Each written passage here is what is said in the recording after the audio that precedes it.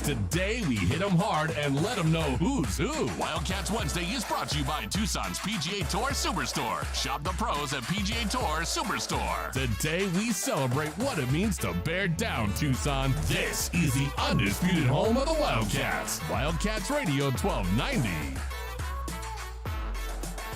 Happy Wednesday to you all. Welcome to the program. I'm Rich Herrera. This is Wildcats Wednesday here on the home of Arizona football, Wildcats Radio 1290. Oh, do we have a lot planned for you today. Of course, the voice of the Arizona Wildcats, Brian Jeffries, joins us at 5 o'clock. Coach Al Borges, our very own coach. I got a tight end. I got a running back. I got a defensive lineman. I got the voice of the Cats, and we added a football coach, Al Borges, longtime coordinator in the Pac-12, SEC, and the Big Ten. He joins us, and he's going to help break down Arizona versus San Diego State, and he's going to talk a lot about what the Pac-12 has to see when they get ready to take on the SEC this week. So all of that coming up on today's program. Plus, it's a Wildcat Wednesday. I got kind of a special treat for you. It's not kind of a special treat. It is a special treat. You know, there's a lot of things that go on in McKale Center, a lot of different jobs within McKale Center. We always talk about the student athletes and the coaches. Sometimes every once in a while we'll mention student managers. What is a student manager? I don't know. We'll find out today. Colin Jordan's going to join us. He's a former student manager that has actually stepped up to become a big sponsor of Arizona football. We're going to talk to him about his company and then his memories of being around the football program as a student manager. They have a very interesting job. We're going to meet him and learn more about the tradition of Arizona football coming up here in just a little bit. Plus, I might sneak in a call or two. Like I said, Brian Jeffries is joining us. I got a whole bunch of stuff planned on the program today. Let's bring in my trusty sidekick. I don't know how trusty he is, and I think he might kick me if I'm not careful. I would Dragon not Ball. kick you. When's the last time you kicked somebody? Last time I kicked somebody. Have you ever kicked anybody? Last time I kicked somebody, I was probably 5 years old There you playing go. for the Mighty Blue Jays when I was playing soccer for Arizona Youth League. That's the last time I kicked somebody. Okay, he's a nonviolent man. Anyway, thanks for joining us, everybody. Like I said, we've got a lot to get to on the program today. You know, we were talking about it earlier today in a meeting that Walk On Wednesday was pretty cool. It was over at Dave & Buster's, and you had the basketball walk-on players, then a bunch of other players showed up as well. So you never know who's going to show up on Walk On Wednesday. The next one comes up in golf and stuff. It's brought to you by Goodfellas AC. You stop by, you register to win a $250 cash card and a prize pack of $250 from Golf and Stuff. You take on the Arizona basketball walk-ons. It's a friendly competition, and again, there's a bunch of other players that showed up as well. You never know who's going to stop by. And when we have Walk On Wednesday, it's brought to you by Goodfellas AC. Next one comes up on the 14th. It's next week from Wednesday between 6 and 8 p.m. For details, go to wildcatsradio1290.com. All right, let's get after it, see what's rattling around in my sick, twisted mind, shall we?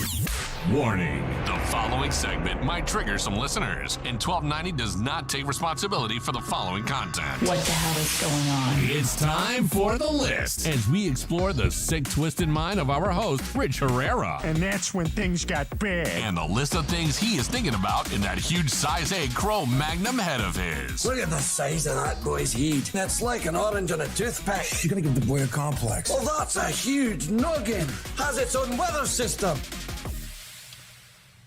It does. And what kind of weather system is bouncing around my head right now? I'd imagine there's a lot of West Coast weather. Well, you know, the cool thing is it's supposed to be nice this weekend. Yeah, I was seeing that it was actually going to be dropping down to, what was it, about in the mid-90s this weekend? Yeah, I was looking at it. So I was actually telling our boss around here, and then he was like, it's Tucson. It won't happen. Thanks for ruining it. Today's high was 103. Right now it's 101 degrees. But again, we get used to that. Oh, yeah. Right? Like, that's not oven mitt. No.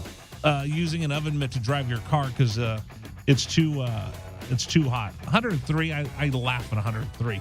Ha, ha, ha. In fact, let me do it. Let me stand up. I'll laugh at it. Here, make the camera. Hey, camera, I'm up here.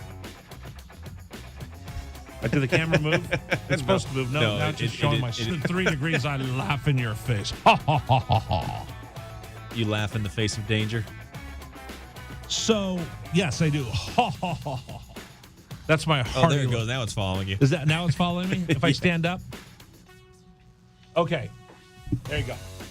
All right. 100. I just want to stand up now either. 103 degrees. I laugh at you. Ha, ha, ha, ha. Sit down. I'm sorry. Sit down, you moron. That's me. I'm calling myself a moron. That mic arm has given you fits for months now. I know. We spend millions and millions of dollars On this. in countless technology, and I just can't get the microphone to sit right in front of me. On this. I got robotic cameras. I spent all this money on text messages. It really goes to show you get what you pay for. I know. Anyway, I'm glad we're having fun at my expense. I don't even know what I was going to talk about. Oh, I do. You were talking about the weather. Yeah, because it's supposed to be nice this weekend. Yeah. Saturday, the high is supposed to be 91 degrees. 91. Could you imagine how beautiful it's going to be at Arizona Stadium this weekend? Especially with it being such a late kickoff. 8 o'clock kick. By the way, those are not considered late kickoffs anymore. Oh, no. We need to rename them. Those are Pac-12 kickoffs. Pac-12 kickoff. Just get used to it, folks. We're never going to play 12:30 games. We wouldn't want to here. All the Pac-12 games are going to be 4:30, 6:30, and 8 o'clock. Just get used to it. That's our lot in life with a new TV contract. So it's an 8 o'clock special that we should all celebrate. Yay! 8 o'clock kickoffs in Tucson. Listen, we get done in time. The bars are still open. You can still get into Dirt Bags and Gentle Ben's, and you can still go over to Illegal Pete's. The bars are still open after the game. Bob Dobbs is still going to be open. If anything, they'd be busier because the game just got out. Still going to be open. You're cool, bro. You're cool. Anyway, it's going to be beautiful this weekend. Oh, yeah. What did Dave Hickey say yesterday? 40,000 tickets sold? Already. Yeah. We're going to get a big crowd out there. You better get there early. But what a wild couple days for Arizona football. You think about this, right? So I'm listening to Pac-12 radio today on my way in because Roxy Bernstein's on today. So I was listening to Roxy, and he's going to be on with us every Thursday. We've got the best insiders anywhere. I mean, you got guys that played. You got broadcasters. You got inside. We got coaches. We are crushing it this year. But what a wild couple days. So last year, and now full disclosure, I want to be completely transparent with everybody. I do some side work. This is my day job, but I tell the other networks that, my day job is working at Wildcats Radio 1290, and then I'm able to do some other work on CBS Sports Radio, and then every once in a while I'll pop on satellite radio. Now, I will tell you this. I was driving to work with a huge smile on my face, not because it's our friend Roxy, who's always more than fair when it comes to the Arizona Wildcats, even though he's a California Golden Bear. Right. But just listening to those guys go on and rave about the University of Arizona, it just made me sit back and like, what kind of bizarro world am I in? What is going on right now? Because, you know what? Is everybody's getting all hot and bothered for the Arizona Wildcats. So let's all straighten up and fly right. Oh, yeah, we'll straighten up and fly right. But I'm telling you this, everybody and their brother is getting excited about the Cats right now. And I think that's pretty cool. After struggling so much over the last couple of years, everybody and their brothers talking about the Cats. Think about this. You know who the standard bearers were for the Pac-12 this weekend? Oregon State by beating Boise State, and Arizona by taking down San Diego State. We're going to talk with Al Borges a little bit. We'll get his thoughts. Arizona wasn't supposed to win. Arizona was supposed to get beat by San Diego State. Oregon and Utah were supposed to be the standard bearers for the Pac-12 conference. And now you look at it, really, the Cats and the Beavs saved the weekend for the Pac-12.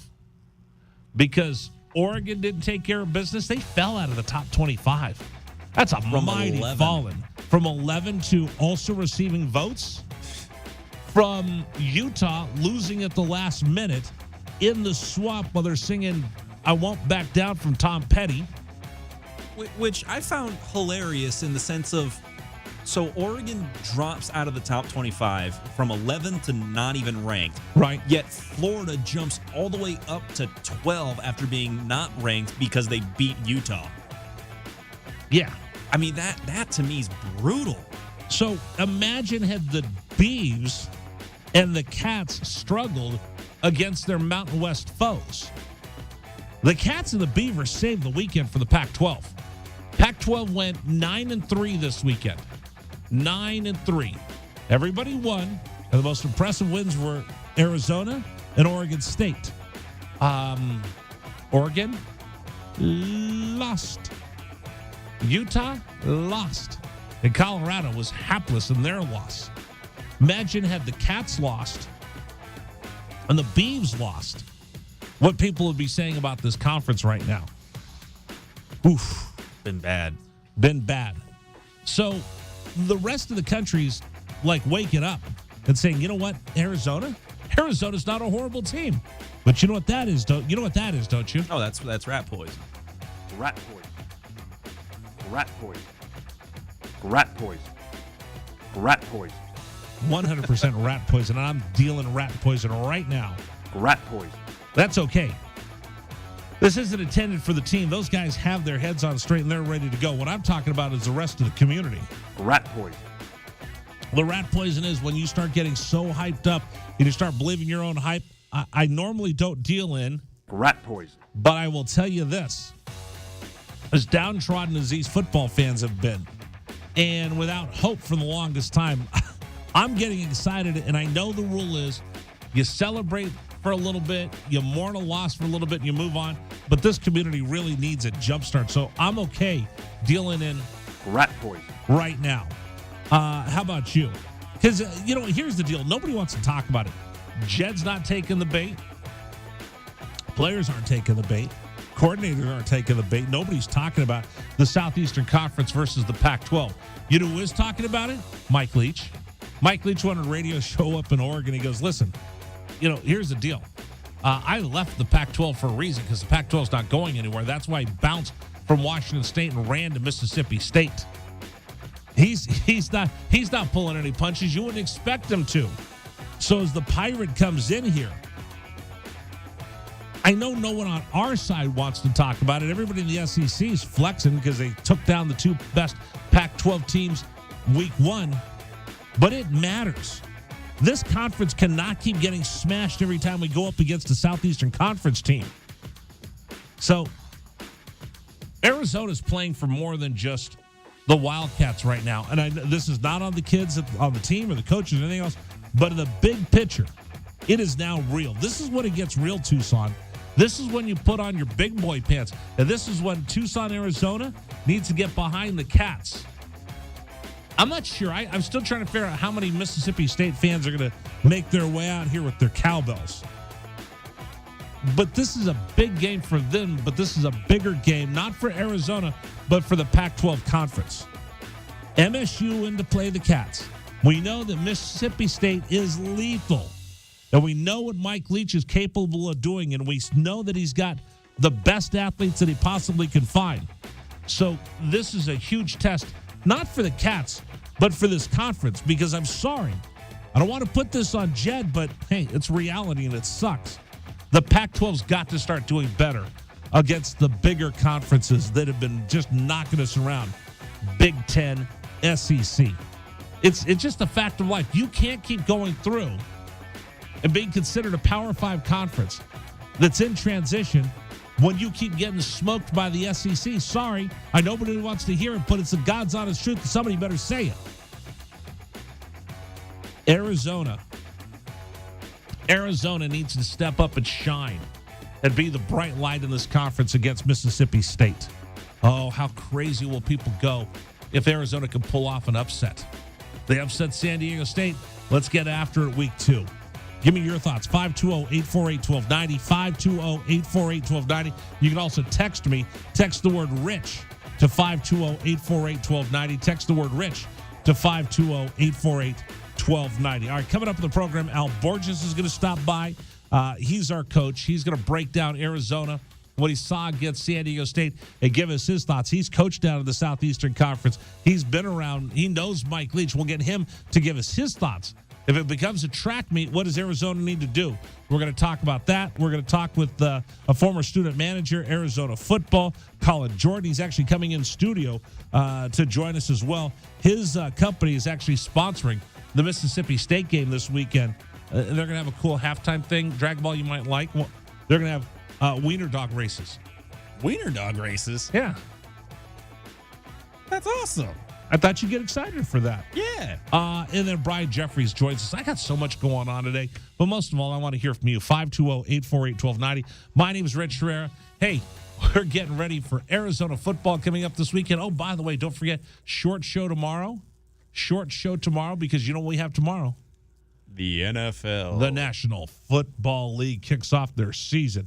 And we have it for you. Oh, do we have it for you? Because tomorrow, it's Thursday night football.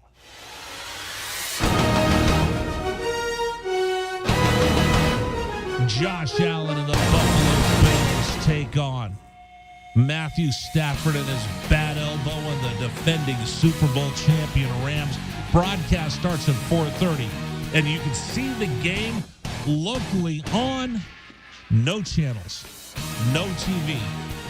Folks, it's moved to Amazon Prime, and if you don't have Amazon Prime, you're in trouble.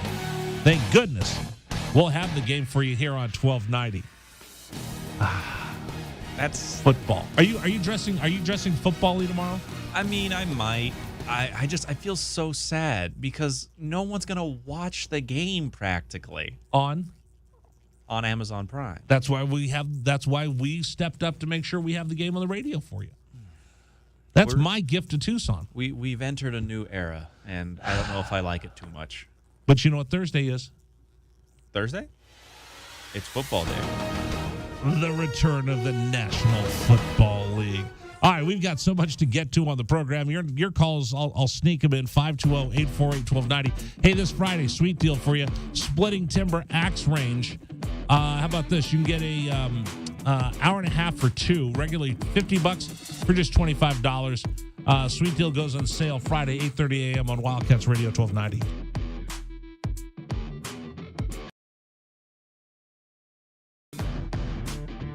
This is the Rich Herrera Radio Show. Now streaming on Facebook Live and YouTube at Wildcats 1290 and our website, wildcatsradio1290.com. Terry crosses middle, hand it to Matherin between the rings. Over for Creasa. Checked by Campbell. High screen from Koloko. Creasa around it, drives right. Throw it for Koloko, who slams it down for two. Lamb set. And the pitch to Susak, driven out towards right field. That is going to get down for a base hit and go all the way to the wall. Casagrande headed for third. They're going to wave him around. He's coming home, and the Wildcats have tied it up.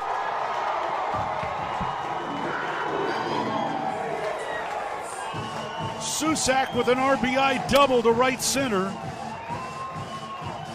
And we're still playing ball. Tied at 16 in the bottom of the 10th. Shot blocked by Koloko, who grabs it out of the air. Ahead to Dalen Terry, Arizona with the ball, minute 30 to go, and a 6-point lead.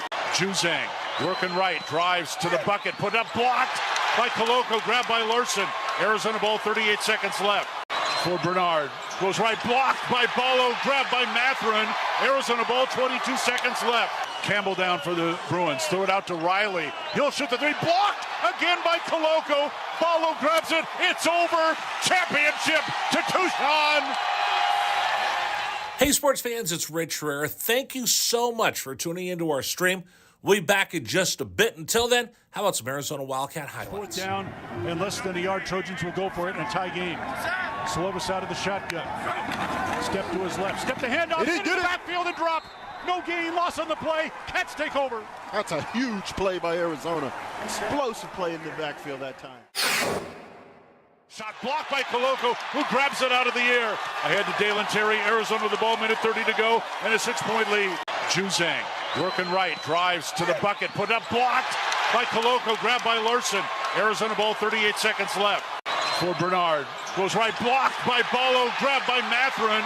Arizona ball, 22 seconds left. Campbell down for the Bruins. Throw it out to Riley. He'll shoot the three. Blocked again by Koloko. Barlow grabs it. It's over. Championship to Tucson. Dalen Terry quickly the other way. Out to Tabellas. Down the lane to throw it down with the left hand. Look out. The locomotive slams it home.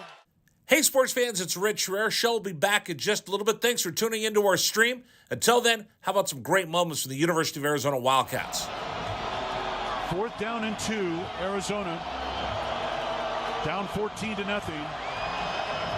Wildcats on 4th down this year are 12 of 20. Offset backfield. Plummer to throw the ball, looking, throwing towards the back of the end zone, and it's hot! Touchdown, Arizona! Oh, did they need that? My goodness, Booby Curry had to leap in the air to take the ball over the top of the defender, and the Cats are on the board. ASU with the ball, down by 11, 3 have to go. Steal by Koloko. He's going to drive the other way and slam it home, and foul by Lawrence. Why Lawrence contested the big man, Christian Koloko, with defensive steal and flush. Lawrence picks up his 3rd foul. Big guys love to play point guard. Koloko looked like one driving down. That was from mid-court. 3-point lead again for TCU. Down to 30 seconds left. Matherin with the ball for the Wildcats.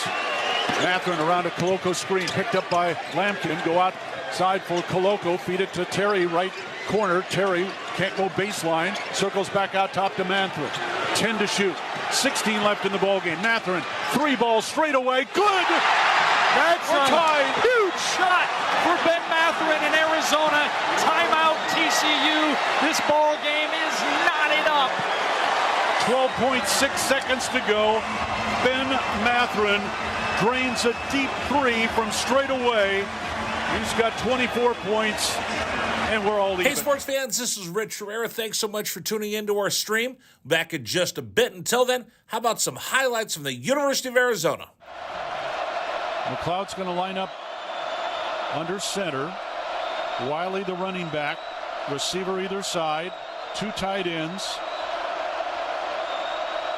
Oregon, 5-man front. They shift. Play fake, rolling right. McLeod looking to throw. Going deep. Down, trying to find Berrios. Makes the catch inside the 25-yard line. Still loose inside the 15. First down, Arizona. What a play by McLeod. He was smacked, but he had the presence of mind to know where Berryhill was. He threw the ball. He underthrew the ball, and Berryhill was looking back at it and made a great play on the ball. An amazing play by Jordan McLeod.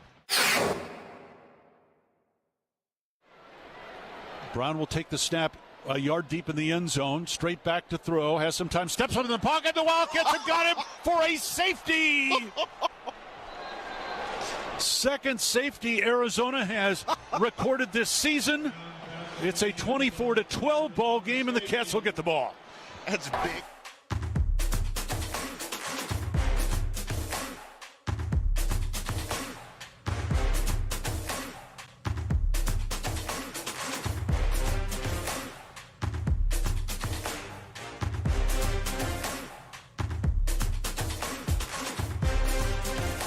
Start talking, Dragon Ball. I messed something up. All right, no problem. So, again, folks, just Can I throw this mouse out the window? Oh, no. Is this what? There's nothing. I think it's the mouse's fault. Okay. All right, there we are. There you go. What happened was I turned the Dragon Ball off. Yeah. We had so many new features with everything that's going on with our pre- and post-game shows, which, again, folks, just a reminder, Rich, where are you going to be on Saturday for the home opener? I have no idea where we're going to be. Well, no, you're going to be over at the plaza. I am so confused right now. I really should start drinking. It's a little bit early for that, don't you think? Not. I think 3 o'clock is No, I'm not drunk, madam, but you're giving me an idea. I think 3:30 is a little early to be getting... Can Garrett hear anything that we're saying in there? Not right now, because I got my microphone on. Oh, okay. Well, turn off the microphone because I want to make Garrett... No, I'm not drunk, madam, but you're giving me an idea. Yes, that's right. I'm thinking to start drinking now. Just right now. Just, you know what? Well, now he knows. Boy, that is a good point.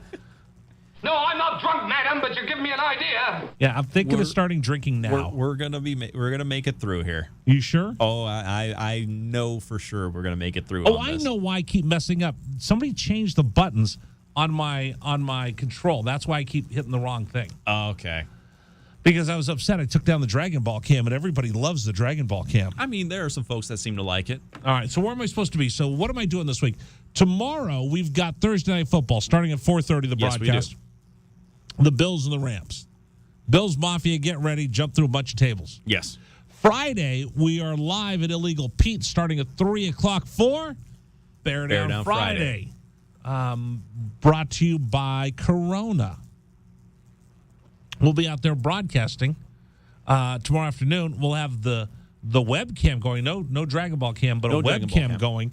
And we'll show everything as they get ready for the big pep rally. Right.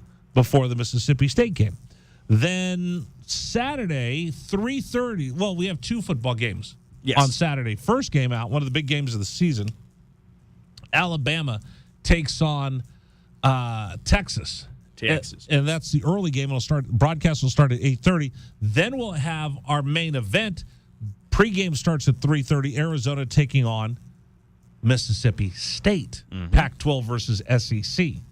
Do you think they're going to show up with SEC signs and chant SEC, SEC? I mean, that's usually par for the course for SEC folk when they're in foreign territory. They should just say Alabama coattail, Alabama coattail, Alabama coattail. And by the way, I'm having a hard time. None of those guys want to bet me. Having a hard time trying to get one of them to... Nobody wants to bet. Cowards. I don't know. Mississippi doesn't seem like a good spot for beer anyway. Alabama coattail, Alabama coattail. That's what it should be. And I've been looking. I've been actually trying to buy. People are laughing at me. I want an SEC. I want a Pac-12 flag. See, that's the thing, is that it's not going to mean much in the coming years. You would be better off buying a Pac-10 flag now. But no, because we're still the Pac-12. Right, you're still the Pac-12. We're still the Pac-12, and I think we'll end up being the Pac-14. Really? You think it's going to be that much? I think they take 4 teams. I think San Diego State comes along for the party. I think Boise State comes along for the party. And then if they're really smart, you go get UNLV and you add Fresno State. The only thing that I wonder about is, will Stanford and Cal want to be associated with state schools? Because there's, and I've explained it to you, there's a big discrepancy between UCs and CSUs. University of California, which UCLA is and Cal is, and then the Cal State University system, which is not so great. Right. And it used to be. So the big difference between the two is, in the UC system, you pay tuition. Yes. The Cal State University system, there's no tuition, you just pay fees. So you go to UCLA, it's about $50,000 a year, I think, is what it used to be. I don't know what it is now. You go to Cal State LA, CSU Los Angeles, it's like $10,000. Yeah. So you just pay fees. That's why I went to Cal State Bakersfield, because I couldn't afford to go to the University of Arizona. So I ended up going to a school, but I don't have student loans. Yeah, brag about it. Well, I waited tables and paid my own way through school. But then I ran out of money and dropped out and got into radio, so what do I know? But the CSUs have always been lesser than the UC, so will Stanford, the blue blood of blue bloods on the West Coast, want to allow the ruffians of San Diego State and the great unwashed hillbillies from Fresno State to be in the likes with us? Oh, I don't know. They're a pretty tough crowd to be. I mean, they gave it to the toothpaste company this last weekend. The Stanford Cardinal taking it to Colgate? I know. Is Colgate Ivy League? Colgate, as far as I know, Are they Ivy League? I mean, they're Madison County, New York, so I would assume. I don't know. Where's Madison County, New York? I know I've heard of the Bridges in Madison County. It's like a chick flick. Oh, no, they're part of the Patriot League. Oh, the Patriot League. Oh. So they're just outside of the Princeton University system. No, they're not. Patriot League's not anything special. Oh, no, that's what I mean, is that they're not in the Ivy League. Right. Patriot League is Colgate, it's not for football, but you got it's I think Navy, it's Holy Cross, Fordham. Navy's in there for all sports except for football. Who else is in the Patriot League? Is Army in the Patriot League? Patriot League, as far as I can see it here. Go look them up in basketball. Don't look them up in football, because football they're different. Football they're FCS, and I know Navy for sure is in the Patriot League, but they're American University, Army, West Point, Boston University, Bucknell, Holy Cross, Lafayette, Lehigh, Loyola, Maryland, right? Specific, and Navy. And those Navy are all the men's basketball teams. Right. So in football, it's a little bit different because Army's independent and Navy's in the American Athletic Conference. Well, they have Army listed here on the Patriot League. Now they're independent for football. Georgetown is in the Patriot League for football. Right. So they're smaller schools. Yeah.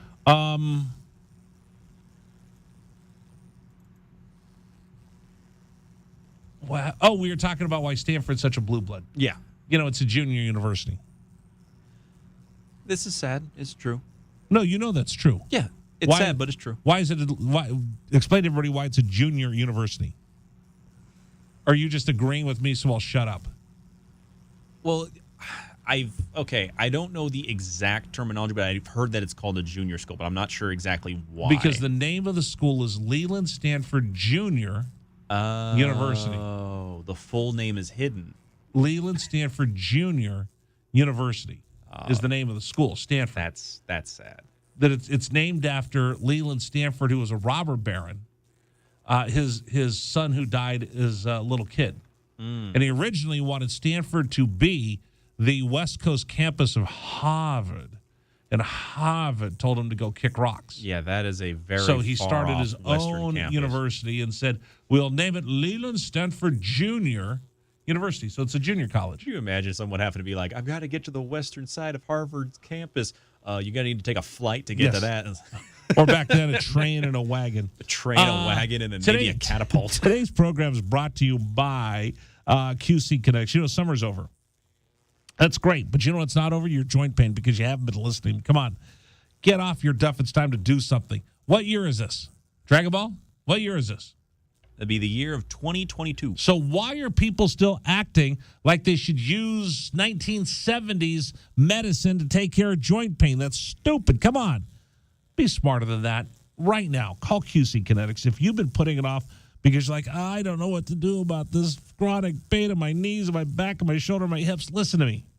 QC Kinetics can help you get moving again with cutting-edge regenerative treatments from this century. No drugs, no downtime, no surgery. Regenerative medicine uses highly concentrated healing properties from your own body to restore and repair damaged joint tissue. And you know what you'll stop doing? You'll stop going, because my back won't hurt anymore. Call them right now. There's lots of people that have done this right here and around the country, and they're living life to the fullest, and they don't go, when they get up. Don't assume those old ways in the 1970s are the only way to deal with joint pain. There's new technology, and it's right here at your fingertips. All you got to do is pick up your phone and call QC Kinetics today. Stop putting it off. Call right now for a free consultation. Here's the number, 520-497-4955, 520-497-4955, QC Kinetics. Here's the number, 520-497-4955. One more time, 520-497-4955.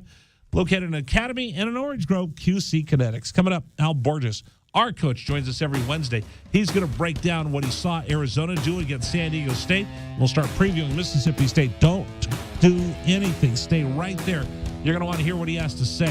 I'm Rich Herrera, Dragon Ball. Hey, Garrett, you having a good time in there? All right, we'll continue. This is Wildcats Radio. This is the Rich Herrera Radio Show. Now streaming on Facebook Live and YouTube at Wildcats 1290 and our website, wildcatsradio1290.com. From the O'Reilly Chevrolet Traffic Center, this is Wildcats. This is the Rich Herrera Radio Show. Now streaming on Facebook Live and YouTube at Wildcats 1290 and our website, wildcatsradio1290.com. Terry crosses middle, handed to Matherin between the rings. Over for Creasa. Checked by Campbell. High screen from Koloko. Creasa around it, drives right. Throw it for Koloko, who slams it down for two. Lamb set. And the pitch to Susak, driven out towards right field. That is going to get down for a base hit and go all the way to the wall. Casagrande headed for third. They're going to wave him around. He's coming home, and the Wildcats have tied it up.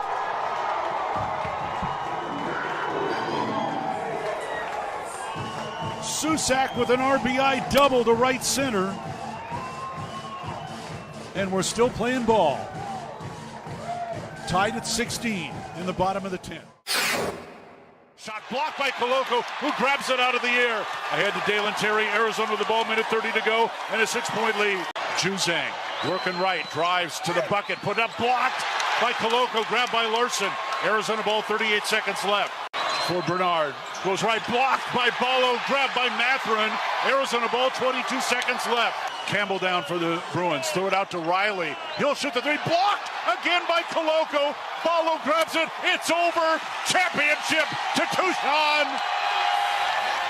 Hey, sports fans, it's Rich Herrera. Thank you so much for tuning into our stream.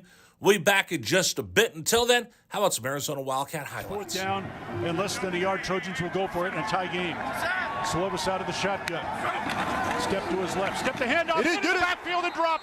No gain, loss on the play. Cats take over. That's a huge play by Arizona.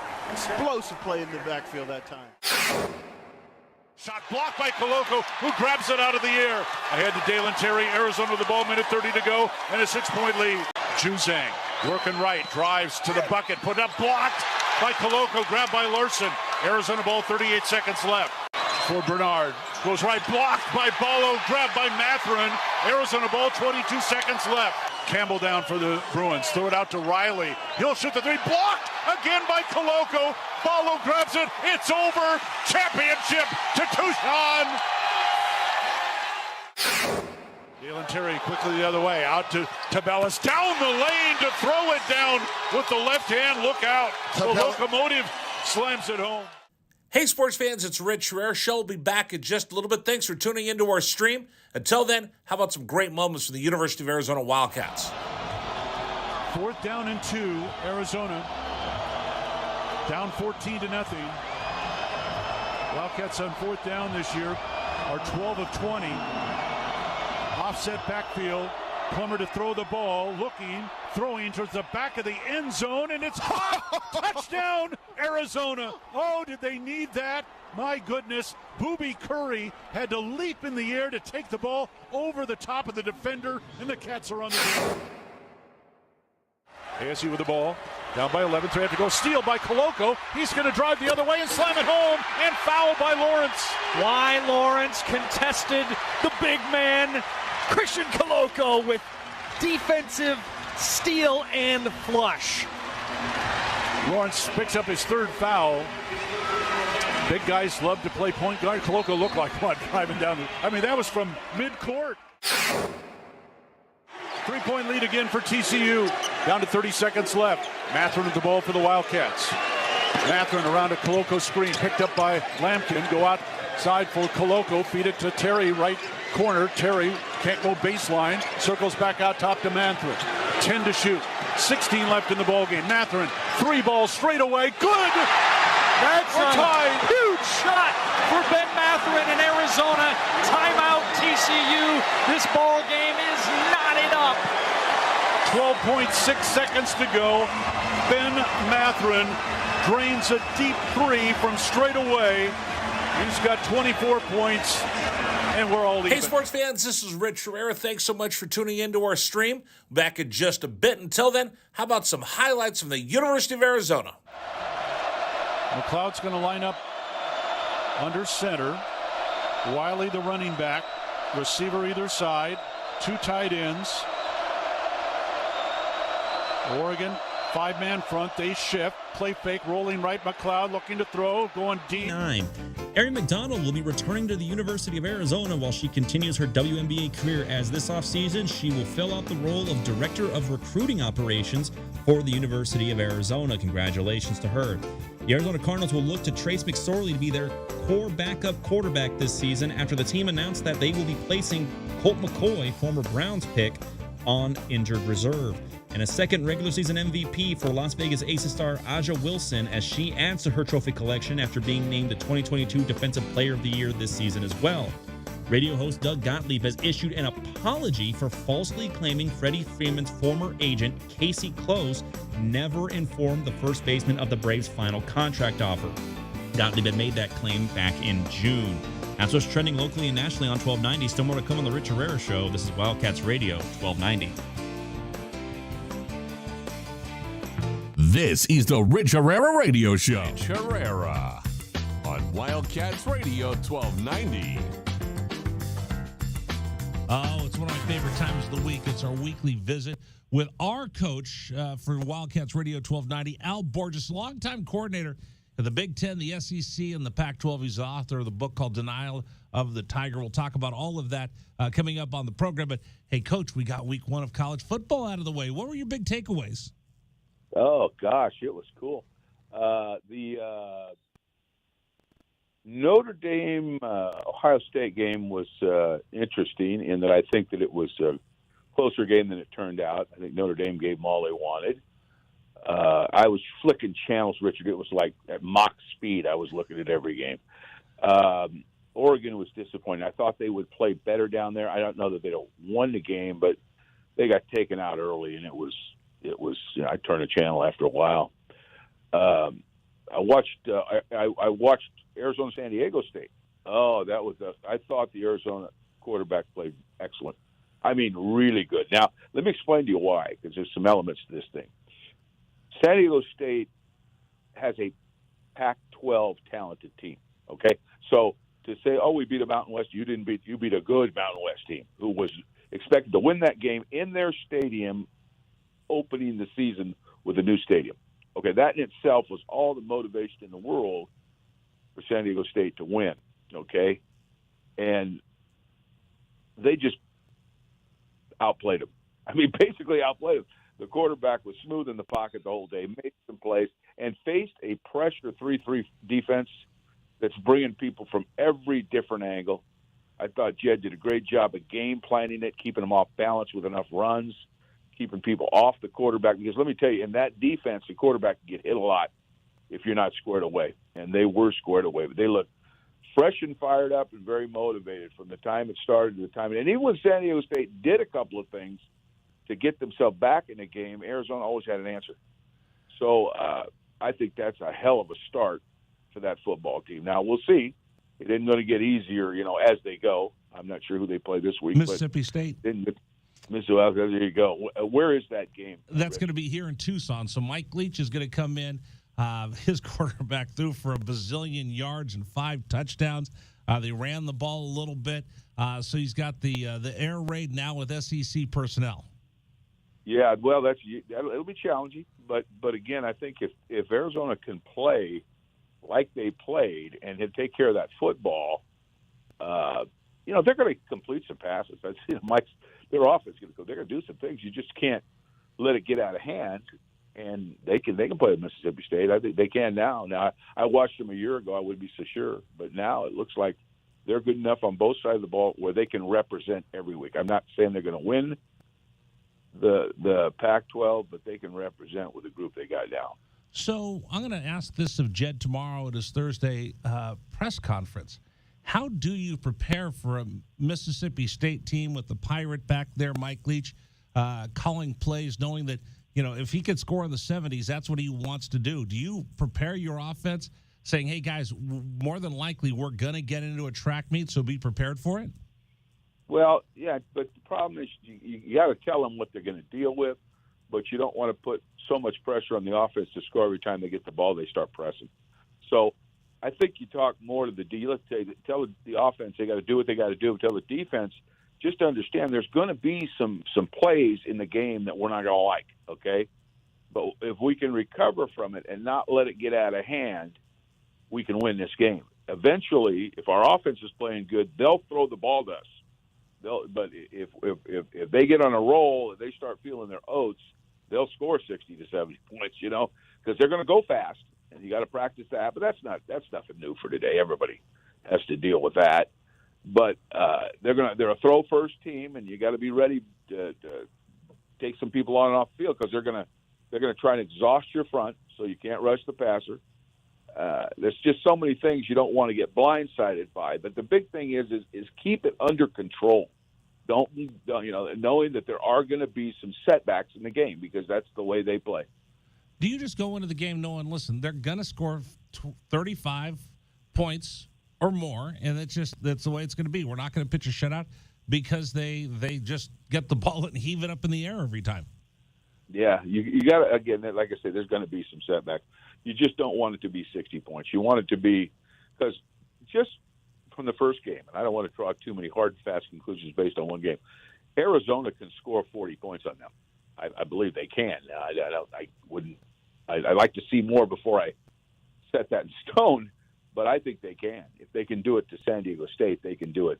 They can do it to Mississippi State. But now it's just going to be a matter of containing Mississippi State. And knowing that if they throw 50 to 60 passes, that some of them are going to come our way, and we got to take advantage of those opportunities. Coach Al Borges joining us right now on Wildcats Radio 1290. We visit with him every week talking college football. So, Coach, talk to me about when you were watching the Arizona-San Diego State game. One of the things I really liked was the pace, and I'm trying to figure out the best way to explain it.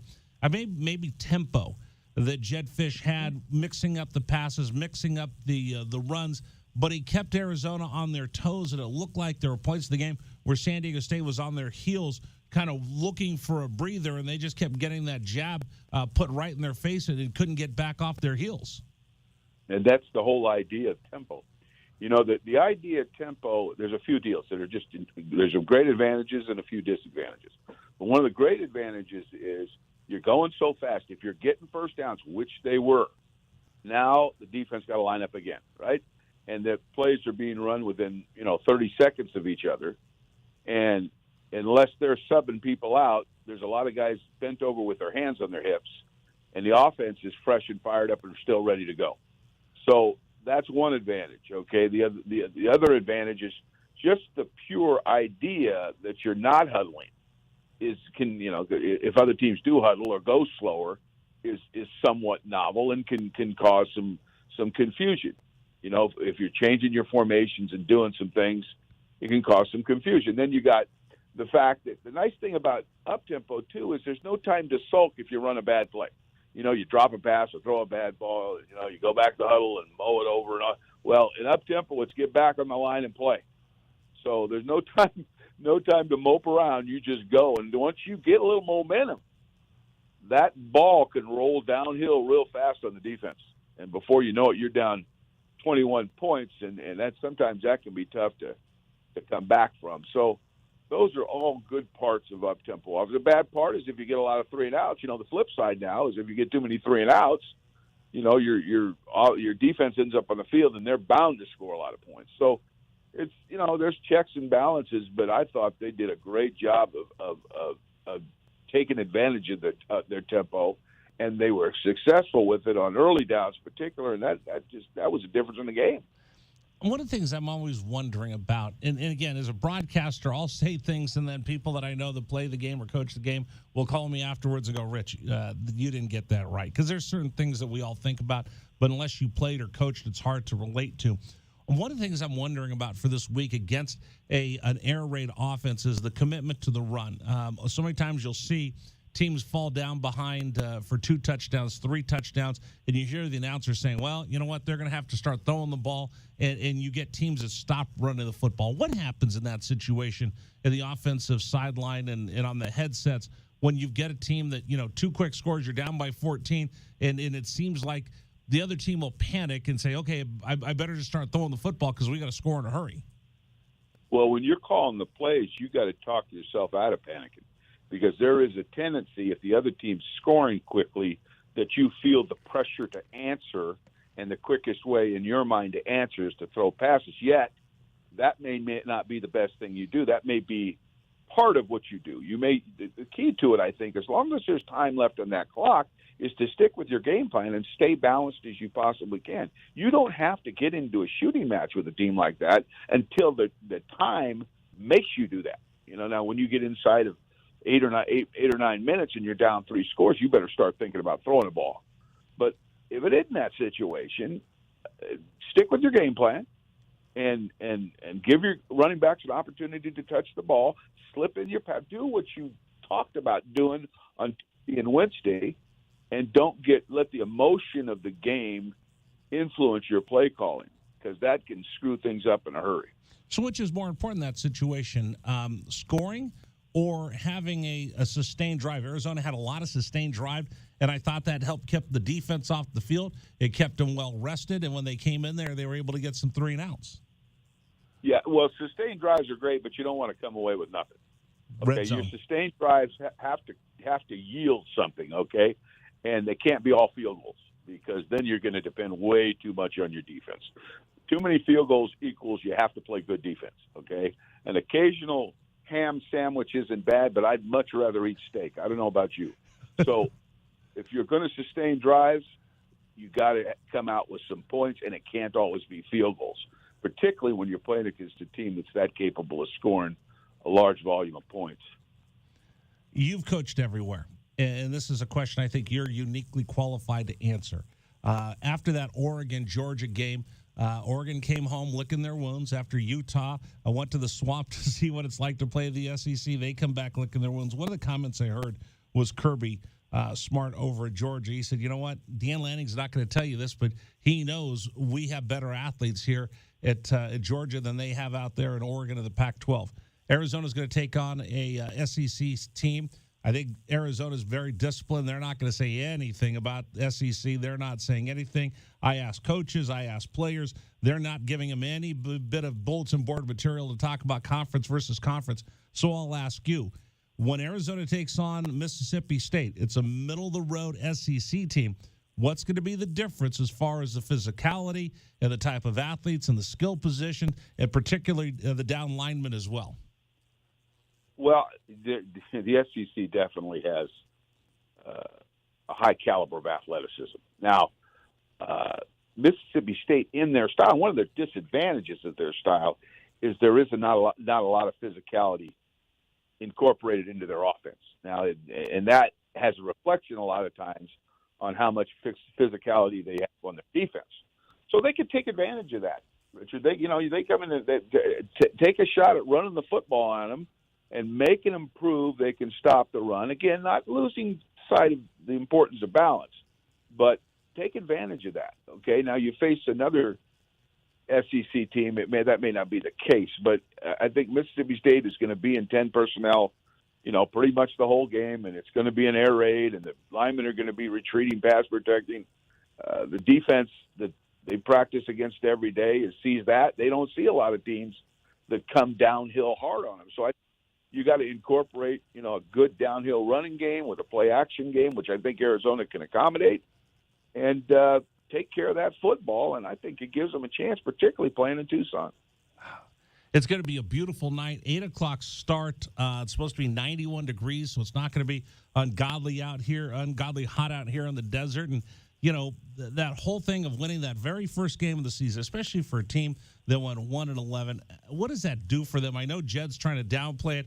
I'm selling rat poison. I'm telling everybody I'm trying to get the town excited about this game. But for the guys inside that locker room, when you've had nothing but failure for so much of your career, getting that flight home from San Diego with smiles, what does that mean to a team? Oh, that's nice. I mean, beating a good team, too. This wasn't beating some, also-ran football team. They beat a good football team that has Pac-12 quality athletes. And I think to start the season like that in the environment that they had to play in, when you consider they were opening up a new stadium and all that, they got to be on a high. But, that's got to be a nice building block, but it can't be the ingredient that makes you play better the next game. You got to get back to work and do the things that it takes to prepare to beat a team like Mississippi State. Refocus, start over again. Like I say, build on the win. But just because you won that game doesn't mean you're going to win the next one. But last year they won so few that every one is, it's like the Super Bowl. It can be like the Super Bowl, but this is a different season. This is a different time with a few different players at key positions, and that's how they got to kind of think of it. Okay, let's go to number 2. And after we play number 2, win or lose, let's go to number 3. And that's kind of how you got to think. It's an old adage: you take one game at a time. There's something to that now. There really is. Don't get too excited about winning or too down at losing.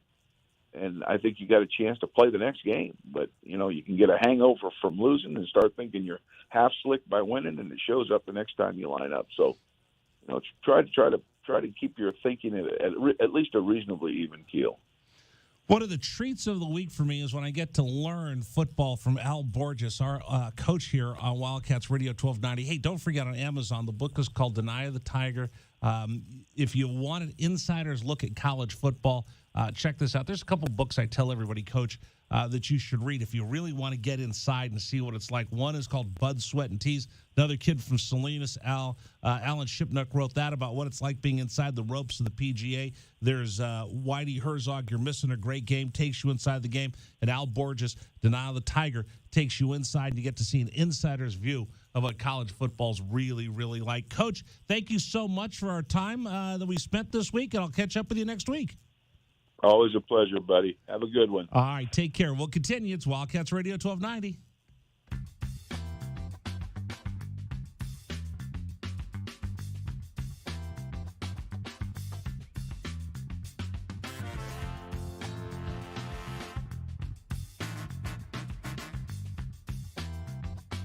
This is the Rich Herrera Radio Show. Now streaming on Facebook Live and YouTube at Wildcats 1290 and our website, wildcatsradio1290.com. Terry crosses middle, hand it to Matherin between the rings. Over for Creasa. Checked by Campbell. High screen from Koloko. Creasa around it, drives right. Throw it for Koloko, who slams it down for two. Lamb set.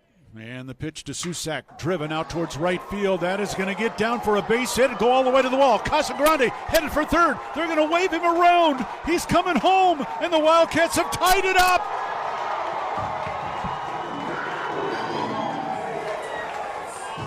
Susak with an RBI double to right center. And we're still playing ball. Tied at 16 in the bottom of the 10th. Shot blocked by Koloko, who grabs it out of the air. Ahead to Dalen Terry, Arizona with the ball, minute 30 to go, and a 6-point lead. Juzang working right, drives to the bucket, put up, blocked by Koloko, grabbed by Larson. Arizona ball, 38 seconds left. For Bernard, goes right, blocked by Ballo, grabbed by Matherin. Arizona ball, 22 seconds left. Campbell down for the Bruins, throw it out to Riley. He'll shoot the three, blocked again by Koloko. Ballo grabs it, it's over. Championship to Tucson. Hey, sports fans, it's Rich Herrera. Thank you so much for tuning into our stream. We'll be back in just a bit. Until then, how about some Arizona Wildcat highlights? Fourth down and less than a yard. Trojans will go for it in a tie game. Slovis out of the shotgun. Step to his left. Step the handoff. It is good. Backfield and drop. No gain, loss on the play. Cats take over. That's a huge play by Arizona. Explosive play in the backfield that time. Shot blocked by Koloko, who grabs it out of the air. Ahead to Dalen Terry, Arizona with the ball, minute 30 to go, and a 6-point lead. Juzang working right, drives to the bucket, put up, blocked by Koloko, grabbed by Larson. Arizona ball, 38 seconds left. For Bernard, goes right, blocked by Ballo, grabbed by Matherin. Arizona ball, 22 seconds left. Campbell down for the Bruins, throw it out to Riley. He'll shoot the three, blocked again by Koloko. Ballo grabs it, it's over. Championship to Tucson. Dalen Terry quickly the other way, out to Tabellas, down the lane to throw it down with the left hand. Look out. The locomotive slams it home. Hey, sports fans, it's Rich Herrera. Show will be back in just a little bit. Thanks for tuning into our stream. Until then, how about some great moments from the University of Arizona Wildcats? Fourth down and 2, Arizona. Down 14-0. Wildcats on fourth down this year are 12 of 20. Offset backfield. Plummer to throw the ball, looking, throwing towards the back of the end zone, and it's hot! Touchdown, Arizona! Oh, did they need that? My goodness, Booby Curry had to leap in the air to take the ball over the top of the defender, and the Cats are on the field. ASU with the ball, down by 11, 3 have to go, steal by Koloko. He's going to drive the other way and slam it home, and foul by Lawrence. Why Lawrence contested the big man, Christian Koloko, with defensive steal and flush. Lawrence picks up his third foul. Big guys love to play point guard. Coloco looked like what, driving down that was from mid-court. 3-point lead again for TCU. Down to 30 seconds left. Matherin with the ball for the Wildcats. Matherin around a Coloco screen, picked up by Lampkin. Go outside for Coloco. Feed it to Terry, right corner. Terry can't go baseline. Circles back out top to Matherin. 10 to shoot. 16 left in the ballgame. Matherin, 3 balls straight away. Good! That's We're a tied. huge shot for Ben Matherin in Arizona. Timeout TCU. This ball game is knotted up. 12.6 seconds to go. Ben Matherin drains a deep 3 from straight away. He's got 24 points, and we're all even. Hey, sports fans, this is Rich Herrera. Thanks so much for tuning into our stream. Back in just a bit. Until then, how about some highlights from the University of Arizona? McLeod's going to line up under center.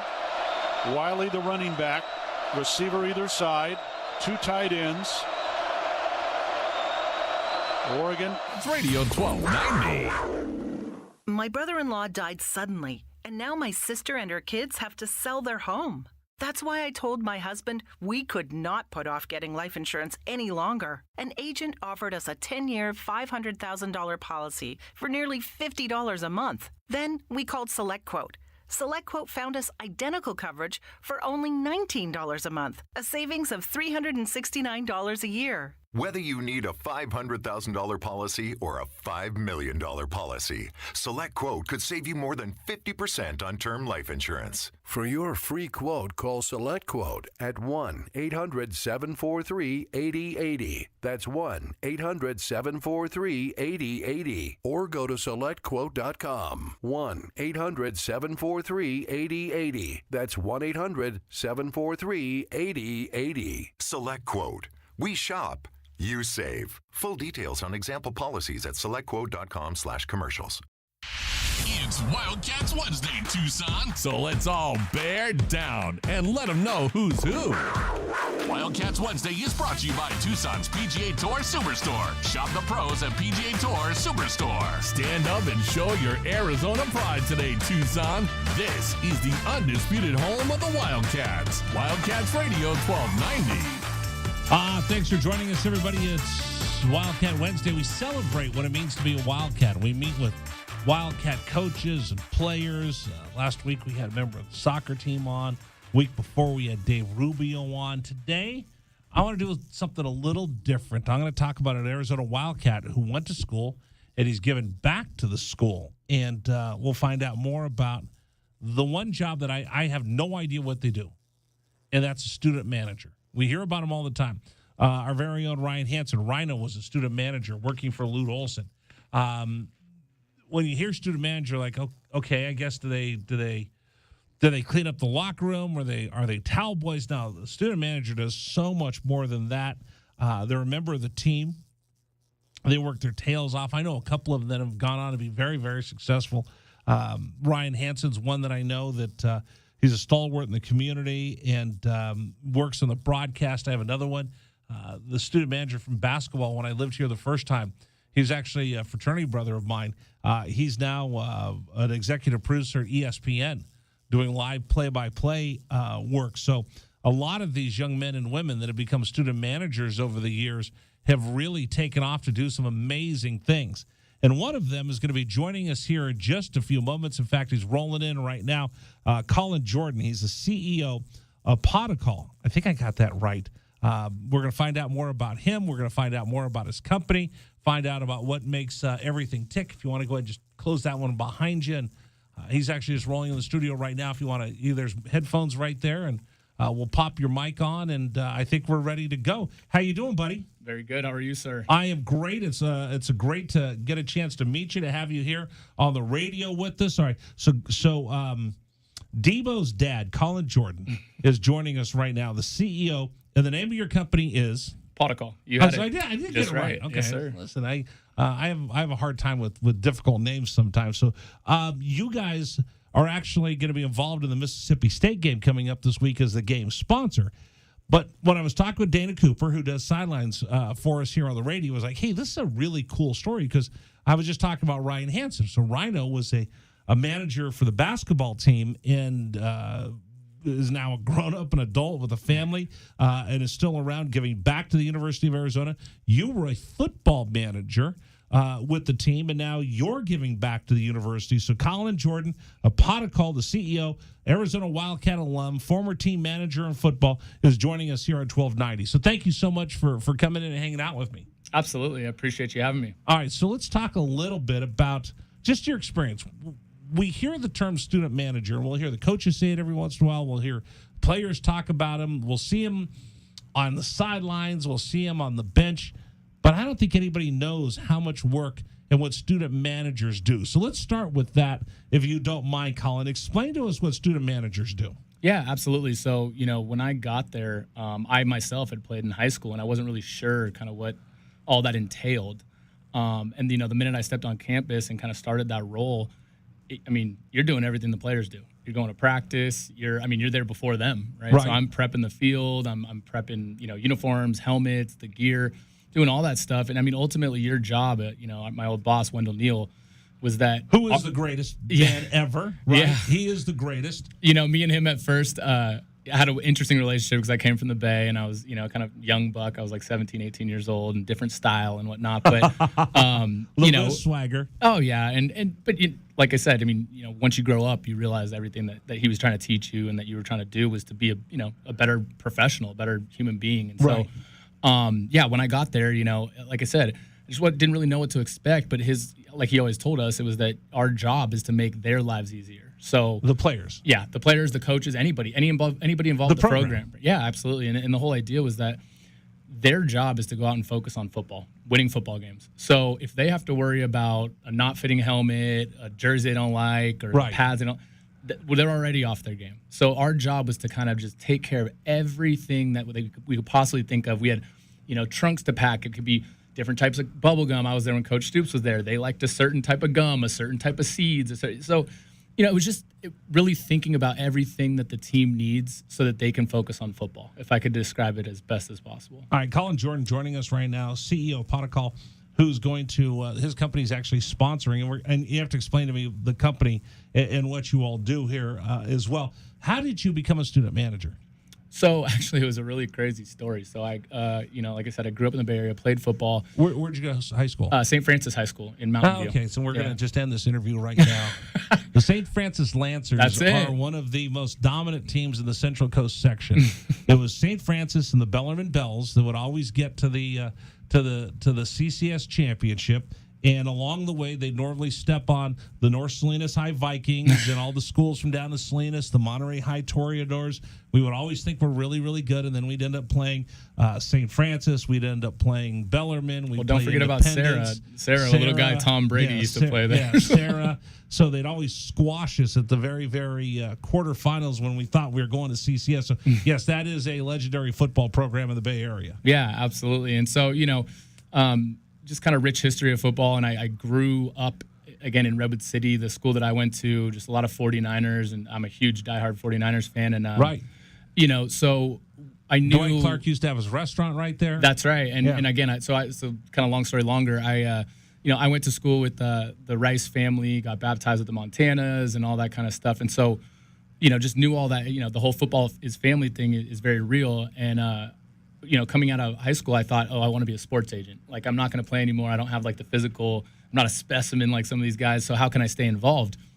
Well, so I just kind of started emailing and reaching out to anybody at U of A. And it was Coach Stoops, Eric Harper, like all these guys. And Eric Harper to do what? Just anything. I was like, could I do recruiting? Can I just anything, right? And so that was my senior year. And show you the money. Right, you want to be Jerry Maguire. That was it. I wanted to be Jerry Maguire. 100%. You want to be Lee Steinberg. That's and again, Jerry Rice's agent. Yeah, so exactly. I've had many conversations with him. Yep. And so then I started emailing people in my spring of my senior year, and Eric high school. Yep. And Eric Harper said, "Hey, come on down. Like, if you're going to be out for spring, come out to a practice. Yada yada." So I go out there and I'm watching the practice, and this is all so cool to me. It's a D1 program. Right. Mike Stoops just got there. Mike Bell was our running back. Yeah. I was, awesome. And he said, we have these jobs, but I think Wendell Neal has a really cool program. It's a manager program. You get to be with the team. You get to do everything that we do. It really gets you ingrained with things. So went down, and Wendell's like, hey, you know, here's the whole deal. You know, gave me some cool gear and everything. He's like, look, we only have 10 student managers, right? Okay. And he goes, so why don't you put together a resume and a couple letters of recommendation and you know, send them in and we'll get back to you. I said, okay, great. I go home, and again, being, you know, friends with the Rice family, I love them to death. Just such good people. You know, just greatest player of all time, but he's an even better person, you know. And I went to him. I said, hey, look, I really haven't asked you guys for a whole lot my whole life because you're just my friends. I'm not looking for favors. But I said, could you possibly write me a letter for this job? Sure. And, you know, Jerry was very gracious and said, no problem. So Jerry Rice wrote my letter of recommendation. That's not bad, you know. Mine was going to be my high school JV coach. You get a Hall of Famer. Well, and so then the best part is, so then I send the letter back in, and within like a week, you know, Wendell hits me up. He's like, hey, I'm just trying to figure out how to cut this signature off the bottom of the letter.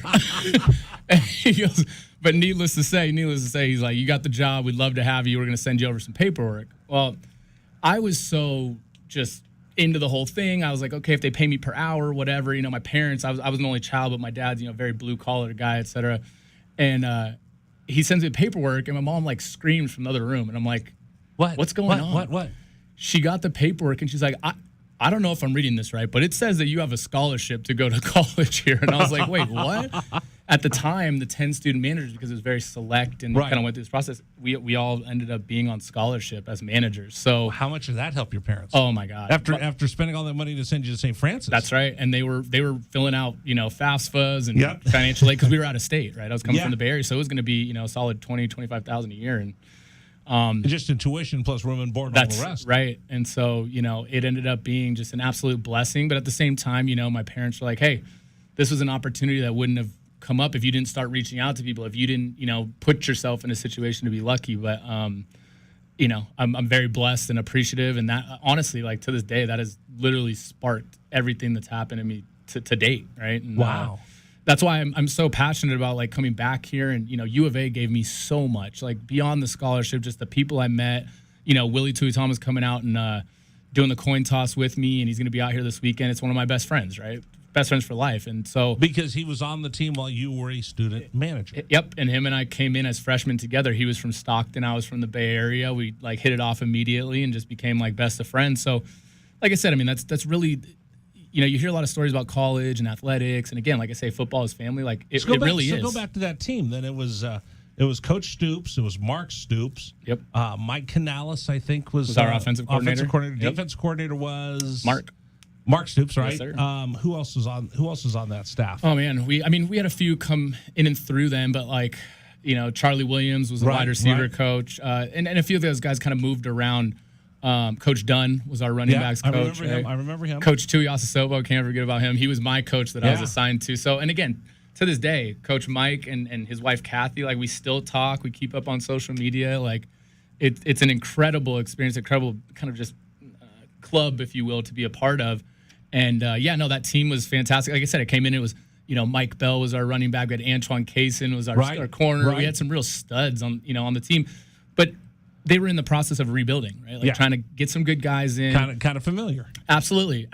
And so that's what's crazy is the parallels of where we are literally this year feels exactly like it did my freshman year. And so of my freshman year of college. And watching, you know, again, I went out to practice a few weeks ago and I'm like, man, these guys are young.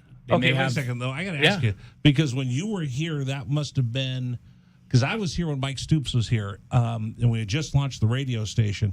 So that was 2002, 2003 about, right? So my freshman year was 2005. 2005, okay. Yeah. So Stoops had come in the year before. That's I think he was 03, 04. Okay. And then...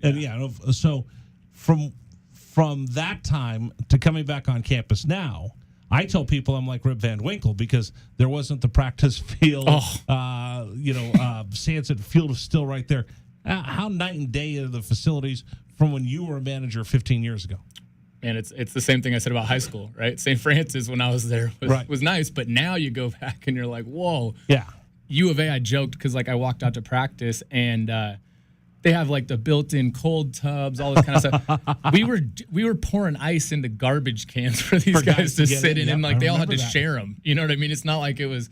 And so just even that alone is something so small, let alone you walk into the weight room and we used to be in McHale, right? Like we would share everything with everybody. Because you would have to traipse over from McHale in your cleats over to the practice field. Yeah, and then again, there was no indoor practice field. Right. You were outside in the elements. We used to go practice over at Rincon, right, for 2-a-days.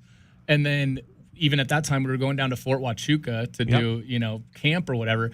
And as a manager, imagine that. Like having to box everything set up everything up, get down there. And so, as much as I don't think these guys know how good they have it, I also think when you go in there, it's a little intimidating. There's a lot of money, a lot of pressure on these guys to, perform because there's been so much invested in the program. So it's awesome to see. I think U of A has done an incredible job of keeping up to par with the rest of the Pac-12 and everything that they've built, which is tough times. I mean, gosh, these programs. It's crazy. Colin Jordan joining us right now is CEO of Potcall.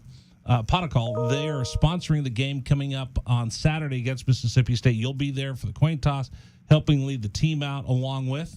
Willie Tuitama and Brooks Reed will be joining me, actually. Not bad guys to hang out with, No. All right, so again, I want to know more about what a student manager does, and then we're going to talk a little bit about your involvement in giving back to the University of Arizona after being a football manager. So, and I love Wendell Neal. Wendell Neal is one of my favorite people in the whole wide world, and I kept in contact with him when we left. I hope he's listening, so we might even call in. Good. I would love that. He didn't like calling in, but we'll see. But help us figure out what it takes, from your experience as a student manager, to go on the road, to pack up just for a Saturday home game. I'm fascinated by all of that. So we'll do that next if you don't mind. Yeah, no, absolutely. So again, the equipment room was in going to pack up and put everything over to the stadium, I mean, we're going to get to that coming up next. All right, we're going to talk more with Colin. Don't forget, Brian Jeffries comes up at 5:00. We got more coming up. I'm Rich Rare. We'll continue with you. This is Wildcats Radio 1290. This is the Rich Herrera Radio Show. Now streaming on Facebook Live and YouTube at Wildcats 1290 and our website, wildcatsradio1290.com. Terry crosses middle, handed to Matherin between the rings. Over for Creasa. Checked by Campbell. High screen from Coloco. Creasa around it, drives right. Throw it for Coloco, who slams it down for 2. Lamb set. And the pitch to Susak, driven out towards right field. That is going to get down for a base hit and go all the way to the wall. Casagrande headed for third. They're going to wave him around. He's coming home, and the Wildcats have tied it up.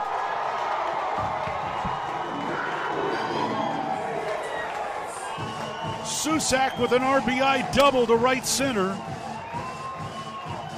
And we're still playing ball. Tied at 16 in the bottom of the 10th.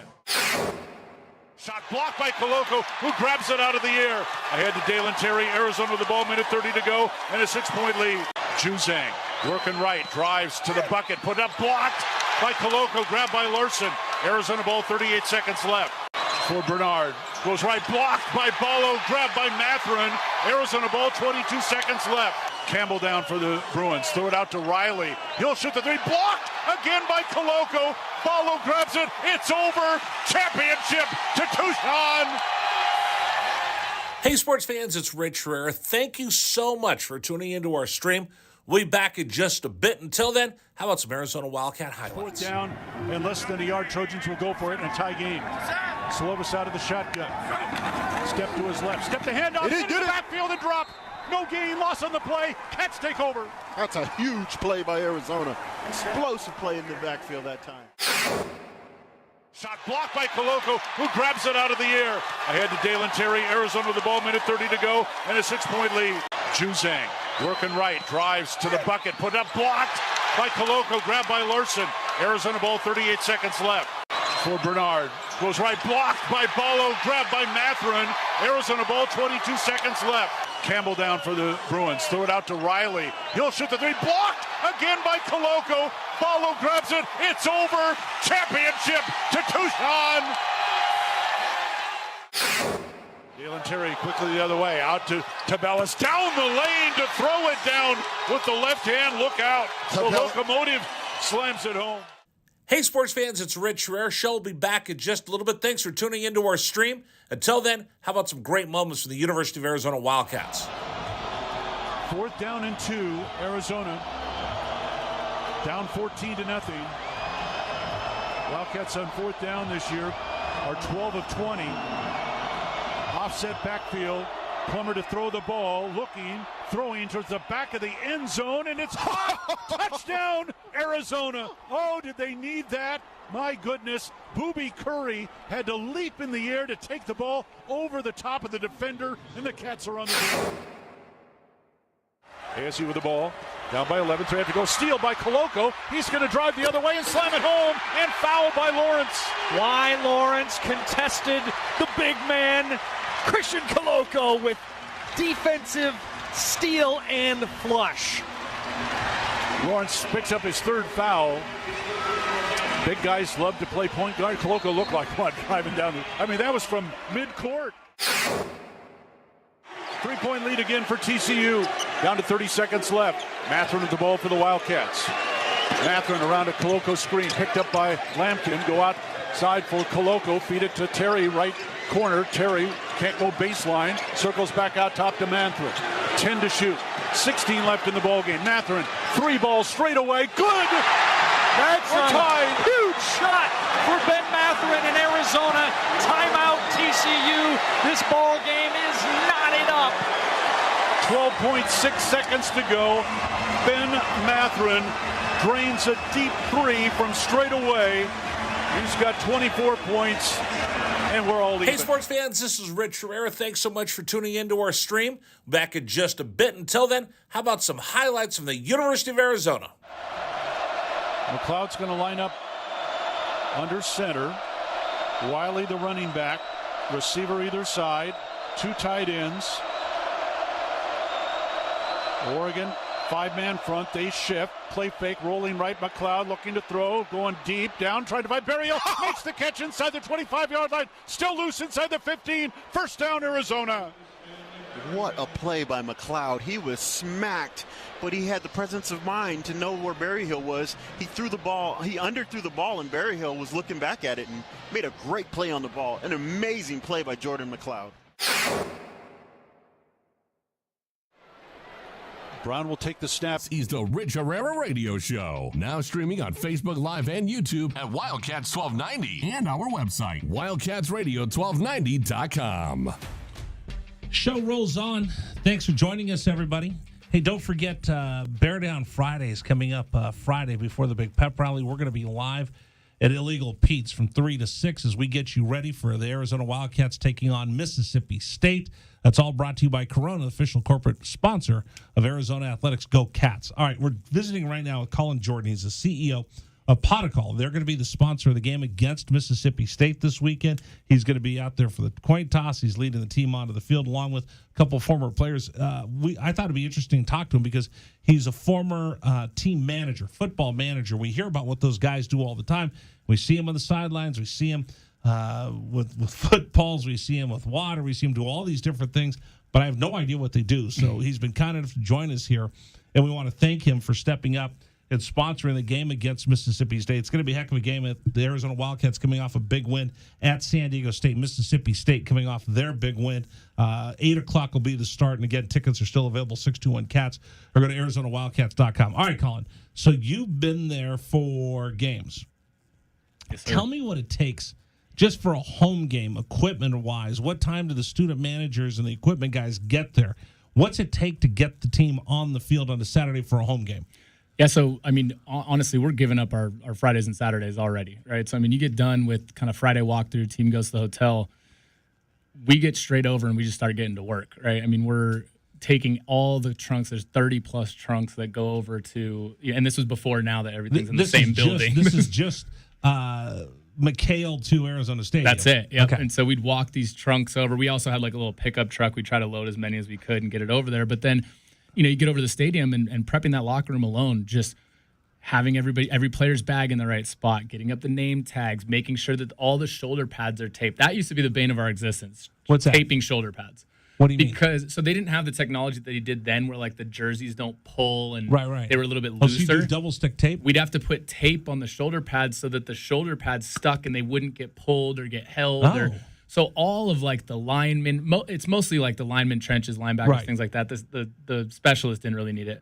But imagine, you got 30, give or take, and Right. we each have players assigned to us, and there's only 10 managers, right? So we got to get through 30, 40 tapings, and it's a long process. What about helmets? What about helmet prep? Same thing. We're putting all new stickers on the helmets, cleaning them so they're pristine for TV. Right. Every single helmet gets brand new A stickers, brand new numbers on the back, the new Arizona on the kind of little rubber part on the back of it. I mean, again, so we would be there from the time walkthrough, probably about 6 o'clock at night. We wouldn't leave the stadium until 11:30 at night, right? And then the next day, just prepping on game day, again, laying out the pants, laying out everything to be in great condition. Because you want them to walk in and have it just right. Oh, yeah. And again, I took it a lot, most of the managers, because Wendell prepped us that way, but it was that, again, if a player wants, his area code written on his eye patches, have that ready for him. And so the way that we did that was that the 10 managers, we were all assigned to give or take 10 players. Those were your guys, and you took care of them all year. So we would have a little fun in the manager room, and we would do a draft at the beginning of the year. So we, first round, and again, in full transparency, you want to take care of skill guys because they're pretty easy, right? Like they're, super clean, not super sweaty, not the O line and D line. You're like, man, I want to draft them. The sweaty guys. I want to draft them last because they got the tape. They're the big trench guys. You just don't want to. So we would draft and again, then I have friends like Willie on the team. So I'm going to take care of Willie's stuff, right? And so then every game day, I made sure he had the wristbands you wanted, the tape you wanted. So you're doing that all game day. But like I said, you get out at 11 p.m. on a Friday. If the game's tomorrow, the game's at 8 p.m., we would have to be at the stadium at 1. So you're not going out to Gentle Ben's afterwards? You're not going to dirt bags? No. What was even kind of harder for us is you get through Friday, you get to the game, say we have a big win. Well, we still had things to do after the game. Right. So, even after a big win, it's not like we could just leave the stadium like the players and go have fun. We had things to do, All right, so let me ask you this, and I know Wendell pretty well. And football is a different sport where, the little things matter, right? How has that helped you in your professional career? Leaving the training that you got with Wendell Neal and the Arizona football program, being a manager, now going into the real world where a lot of people don't learn that those little things matter. Yeah, so it's really an attention to detail, and it's thinking about things before someone even asks for them. Critical thinking is a must. Absolutely. And the whole huge thing, problem solving, right? Like Wendell taught me that very early on. Like I'd be the guy like, hey, Wendell, I found this. Hey, I fixed this. The boss doesn't always need to know that. He just wants you to get it done. And then when he notices that it's done, he knows that you're an A player, that you're the guy that was thinking of these things before it even happened. And so from a professional standpoint, like when I went on my first kind of role out of college when I got into Silicon Valley and doing tech work was, PR. And so, I'm setting up interviews. I'm setting up press releases. I'm working directly with CEOs in the C-suite to do interviews with them. And it was me being able to prep and have them to the point that the CEO could just walk in that room, look at his notes, everything that I prepped for him, and crush that interview. The same way that I set up the locker room or set up, my players' stuff, they could walk in and all they had to think about was the game. They didn't have to go, where's this? Why didn't you put that? You know what I mean? So that was really what that was all about, an attention to detail and seeing things before they happen. And so like we said, with those trunks and prepping, and while sometimes we'd be like, oh my God, Wendell, is it necessary to have an extra jersey for every single player? Yes. Well, it was, because when somebody's jersey ripped in the middle of the game, they couldn't be like, oh, well, we don't have another one. So he can't go in. Yeah. So you don't want Coach Stoops going, how come he's not back in? And as I love the Stoops brothers, I love them. They're great guys off the field, intense. But they are intense on the field. So yeah, you definitely didn't want him yelling in your face or, asking why something's not where it's supposed to be. And like I said, that really did prep me for my professional life.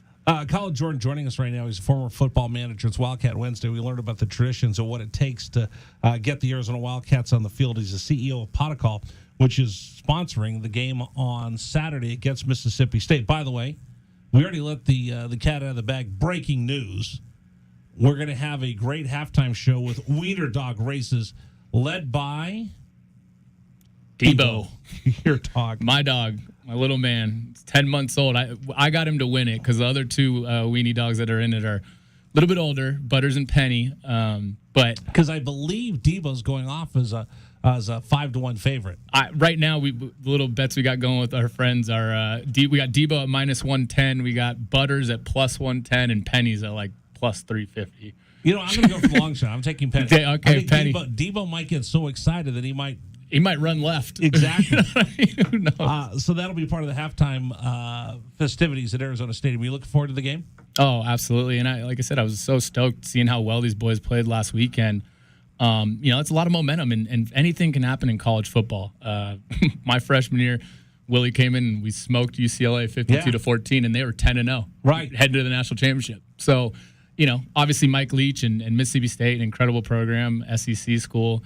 But anything can happen, and these guys are hungry, and I think the attitude is just completely different. They won their first game. They went on the road, played a very good team in San Diego State, and now they believe that they can win. So that's a dangerous place to be when you kind of people didn't expect you to do anything, and now you're there, you're winning. All right, so we're going to talk coming up in just a couple minutes, and Colin Jordan's joining us right now, CEO of Potacol, who's sponsoring the game against Mississippi State on Saturday. I want to talk to you about giving back to the university because a really good friend of mine, someone much smarter than I am, always tells me that the first third of your life you learn, the second third of your life you earn, and then the last third of your life you give back. Well, I think you're still probably in the first third of your life where you're learning and earning, but you're giving back. I want to talk about that coming up here on the program. I'm Rich Schreier. Thanks for joining us, everybody. Don't forget, Arizona football coming up on Saturday. Cats take on Mississippi State. 3:30, we'll get the pregame show rolling. 8 o'clock, the kick, right here on 1290. This is the Rich Herrera Radio Show. Now streaming on Facebook Live and YouTube at Wildcats 1290 and our website, wildcatsradio1290.com. Terry crosses middle, handed to Matherin between the rings. Over for Creasa. Checked by Campbell. High screen from Coloco. Creasa around it, drives right. Throw it for Coloco, who slams it down for two. Lamb set. And the pitch to Susak, driven out towards right field. That is going to get down for a base hit and go all the way to the wall. Casagrande headed for third. They're going to wave him around. He's coming home, and the Wildcats have tied it up.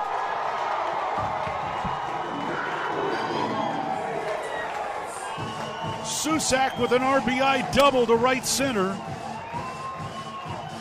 And we're still playing ball. Tied at 16 in the bottom of the 10th. Shot blocked by Coloco, who grabs it out of the air. Ahead to Dalen Terry, Arizona with the ball, minute 30 to go, and a 6-point lead. Juzang working right, drives to the bucket, put up, blocked by Coloco, grabbed by Larson. Arizona ball, 38 seconds left. For Bernard, goes right, blocked by Ballo, grabbed by Matherin. Arizona ball, 22 seconds left. Campbell down for the Bruins, throw it out to Riley. He'll shoot the three, blocked again by Coloco. Ballo grabs it, it's over. Championship to Tucson. Hey, sports fans, it's Rich Herrera. Thank you so much for tuning into our stream. We'll be back in just a bit. Until then, how about some Arizona Wildcat highlights? Fourth down, and less than a yard. Trojans will go for it in a tie game. Slovis out of the shotgun. Step to his left. Step the handoff into the backfield and drop. No gain, loss on the play. Cats take over. That's a huge play by Arizona. Explosive play in the backfield that time. Shot blocked by Coloco, who grabs it out of the air. Ahead to Dalen Terry, Arizona with the ball, minute 30 to go, and a 6-point lead. Juzang working right, drives to the bucket, put up, blocked by Coloco, grabbed by Larson. Arizona ball, 38 seconds left. For Bernard, goes right, blocked by Ballo, grabbed by Matherin. Arizona ball, 22 seconds left. Campbell down for the Bruins, throw it out to Riley. He'll shoot the three, blocked again by Coloco. Ballo grabs it, it's over. Championship to Tucson. Dalen Terry quickly the other way, out to Tabellas, down the lane to throw it down with the left hand. Look out. The locomotive slams it home. Hey, sports fans, it's Rich Herrera. Show will be back in just a little bit. Thanks for tuning into our stream. Until then, how about some great moments for the University of Arizona Wildcats? Fourth down and 2, Arizona. Down 14-0. Wildcats on fourth down this year are 12 of 20. Offset backfield. Plummer to throw the ball, looking, throwing towards the back of the end zone, and it's caught. Touchdown, Arizona. Oh, did they need that? My goodness. Booby Curry had to leap in the air to take the ball over the top of the defender, and the Cats are on the field. ASU with the ball, down by 11, so they have to go. Steal by Coloco. He's going to drive the other way and slam it home, and foul by Lawrence. Why Lawrence contested the big man, Christian Coloco, with defensive steal and flush. Lawrence picks up his third foul. Big guys love to play point guard. Koloko looked like what, driving down that was from mid-court. 3-point lead again for TCU. Down to 30 seconds left. Matherin with the ball for the Wildcats. Matherin around a Koloko screen, picked up by Lampkin. Go outside for Koloko. Feed it to Terry, right corner. Terry can't go baseline. Circles back out top to Matherin. 10 to shoot. 16 left in the ballgame. Matherin, 3 balls straight away. Good! That's We're tied. Huge shot for Ben Matherin in Arizona. Timeout TCU. This ball game is knotted up. 12.6 seconds to go. Ben Matherin drains a deep 3 from straight away. He's got 24 points, and we're all even. Hey, sports fans, this is Rich Herrera. Thanks so much for tuning into our stream. Back in just a bit. Until then, how about some highlights from the University of Arizona? McLeod's going to line up under center. Wiley, the running back. Receiver either side. 2 tight ends. Oregon, 5-man front. They shift. Play fake, rolling right. McLeod looking to throw. Going deep. Down, trying to find Berryhill. Makes the catch inside the 25-yard line. Still loose inside the 15. First down, Arizona. What a play by McLeod. He was smacked, but he had the presence of mind to know where Berryhill was. He threw the ball. He underthrew the ball, and Berryhill was looking back at it and made a great play on the ball. An amazing play by Jordan McLeod. Brown will take the snap a yard deep in the end zone. Straight back to throw. Has some time. Steps up in the pocket. The Wildcats have got him for a safety. Second safety Arizona has recorded this season. It's a 24-12 ball game, and the Cats will get the ball. That's big time. Really on the field is a safety. Yes, that's big time by Arizona. That time defense did a great job of just closing the pocket from the inside, and then the pressure on the outside by Hebert. They just got him. They just got there. They won their blocks that time. Excellent job by Arizona defense and really changing the momentum of this game.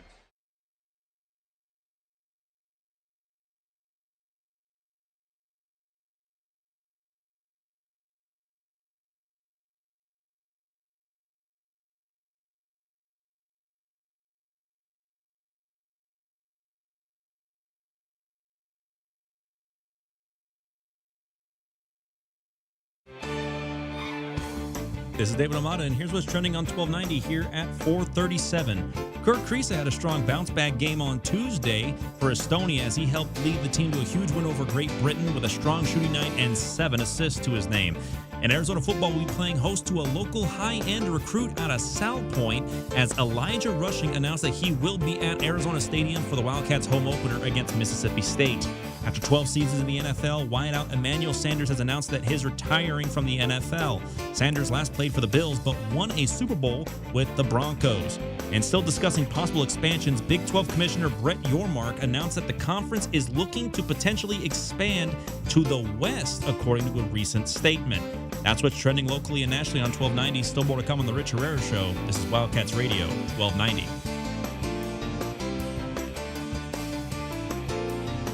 Bear down, Tucson. It's Wildcat Wednesday on 1290. As today we hit them hard and let them know who's who. Wildcats Wednesday is brought to you by Tucson's PGA Tour Superstore. Shop the pros at PGA Tour Superstore. Today we celebrate what it means to bear down, Tucson. This is the undisputed home of the Wildcats. Wildcats Radio 1290.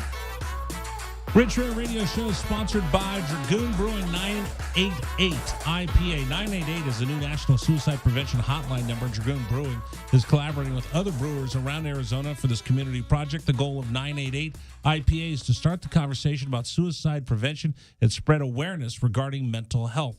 Thanks to Dragoon Brewing 988 IPA for bringing you today's show. All right, we're talking with my buddy Colin Jordan. We're Bay Area guys, so we just figured out we know about half the people I know, or about half the people you know. He's the CEO of Potacall. They're going to be bringing us the game against Mississippi State this weekend. Being able to give back has got to be pretty cool for someone who receives so much for the University of Arizona. Like I said, a wise man told me, first third of your life you learn, second third of your life you earn, and then you give back in the last third of your life. Being able to give back to the University of Arizona with your company, CE Protocol, has got to be something special. Oh, absolutely. I had the opportunity to work for Doc Hopkins right after, and he was leading the A club, the letter winners, right? And so, working for him I learned so much. So again, I had, Wendell, and then I went to go work for Doc and Frankie Acosta. And, one thing that Doc said to me when I was there that really was just profound and hit me, he goes, Colin, you're going to be successful. I can tell you just got a smart brain. You're a good kid. He's like, I'm just going to tell you one thing. No matter what you do in life, you can make all the money in the world for yourself and your family and whatnot. He's like, but this place, Arizona, is a special place. And it got you to where you are today. So when that happens, when you do have your break or whatever you're going to go on to do, just don't forget that. And to pass that on and kind of pay it forward and give the opportunity to other people and other kids the same way that you got an opportunity. And that kind of just stuck with me. And the minute I knew the minute that I had kind of the resources or the opportunity or things just kind of aligned in the universe, that this was the first place that I wanted to come back and be and kind of support, Okay. So explain to me what Protocol is. Yeah, absolutely. So, and those of you watching the stream, I have their website up on our feed on Facebook and YouTube and all the rest. So we got our little guy Banks there. All right. So tell me about the company. Yeah. So Protocol, we create technology solutions for pets and pet owners. Basically using blockchain technology. And so, not to get too technical on you guys, but be careful here. Yeah, effectively, blockchain technology is a new form of technology that leverages the blockchain, right? So it kind of is the idea that it gives ownership to users of the technology rather than you're way over my head. What is blockchain for people that don't know? So in order to describe, I'd need some more time, but the net of it is that we got all the time in the world. Yeah. So today, typical like Web 2.0, like you go to a website, it's, own their servers, all this kind of stuff. With blockchain, you write to a ledger. And so everything that happens, there's proof of that. There's proof of all the transactions that happens, whether it's a transfer of money, a transfer of data, et cetera. Our model and how we're kind of leveraging blockchain is that pets or pet owners will now own all of the data surrounding their dog. And so we've created a smart pet tag, right, that will write everything all that data onto a blockchain. And so what that means is the pet owner, when they get their dog vaccinated, when they take him to daycare, when they buy it food, all of that information can basically live on this tag or on the blockchain in our app. Right. Then they own the data. Well, what does that mean? Instead of like a Facebook model or a Google model where they monetize on all your data, right, you own the data. So like you can be incentivized to say, hey, if you participate, if you allow us to take your data, we'll give with you this pet company or this pet store or this veterinarian or whatever. Yeah. And so now they're able to go directly to that pet owner and say, hey, we'll compensate you. We'll give you $10 or $20 or whatever that may be in cryptocurrency or, credits, whatever they'd like for that information. And so it's kind of revolutionizing the way that we think about data ownership and the way that, again, I have a pet. I have my dog Debo, and his information named after Debo Samuel. There you go. 49ers. So you were pretty worried that Debo was going to get traded during the offseason. Oh my! Don't even get me started. You would have had to rename the dog. We're the dog part of the trade. My boys in my fantasy football group chat would not let that go. So I am so thankful that he stayed. And yeah. So, anyways, the point being, with Debo, like I'm a dog owner, he's my pet, but now I have a place where I can store all of his things and I own that data, right? So I can do whatever I'd like with it. And the beauty of Protocol, right, as a kind of single platform where so much can happen as far as your dog goes, when I switch vets or I go somewhere else or, I buy a new dog food or go to a new daycare, instead of like trying to hunt down all this information, what vaccines does he have? Where did he go? Okay, so now this makes sense for me. So I have a dog named Roxy. Yep. And I have a dog named Lady. I inherited them from my parents when they passed away. Mm-hmm. So I got both of these dogs. Roxy's purebred. She's got some health issues because she's purebred. Lady's a mutt. Roxy's the cutest, sweetest little thing. We call her a little bag of cuteness. Lady's a big pain in the butt that will jump on you whenever she can. But when let's say we have to take him to the if we're going to go to California for the weekend, we got to take him to the border. Yep. Every time we do, it's a big hassle because I need her vaccinations. Is she up to date? Well, I need all this information. What is this? What is that? And sometimes we don't go out of town because it's too much of a pain in the butt to get the dog's information. Well, there you go. There's a perfect use case right there. Right? Yep. Yeah. So effectively, in the future, as we continue to develop out this and grow the ecosystem, you're gonna be able to do quick and easy kind of transactions and say, hey, pull up the app. Here's the vaccinations. Here's everything for the pain of the butt dog and the little bag of cuteness. And again, because of the beauty of the blockchain, it's not like it's being stored on Amazon or Google, et cetera. So I own it. It's not in the cloud, and I don't have to worry about my VPN and everything else I keep hearing about. And you own it, and there's a again, blockchain, so there's a ledger of those transactions and when it was input and this and that. So there's no way to really forge it. Right. And so that there's a whole trust factor. There's so many possibilities that will happen with this. We're still in the very early stages. It is a startup, but the idea is that there's so much that we can do with this. And, I definitely don't want to go without mentioning that a huge part of this is everything that we do, 10% of all of our revenue, That's everything that we do, next. It goes to our product called Pet Fund, right? And that fund, it goes into a wallet that is, again, part of a blockchain. So that wallet, every transaction that happens, money in, money out, the whole public can see. And so what happens with the product called Pet Fund, 100% of the funds that end up in there get distributed to shelters and rescues. So that way now if you're someone that donates or even you bought a tag, that a portion of your proceeds went here. You can see where that money's going. So I can see that you're going to give it to an animal rescue foundation. You can see that there's transparency in it. 100%. And today we've already given to 5 shelters. We give $5,000 away to shelters and rescues in the Phoenix, Scottsdale area. And we're obviously looking to expand. So we'll go into California, New York, Miami, kind of the bigger cities. But yeah, eventually the hope is that, that fund gets big enough that we can help hundreds, if not thousands of shelters down the road. Because there's so many shelters that do so many great things. And like when I lived in Florida, we had a couple shelters that would go down to Miami where they had kill shelters. Right. And they would get the dogs that they're like, all right, this dog's aging out. This dog's been here for 4 months. It's time for us to put him down. And they would go rescue those dogs. Yes. Bring them back up. One I knew, it was a guy who was funny. He was a big partier.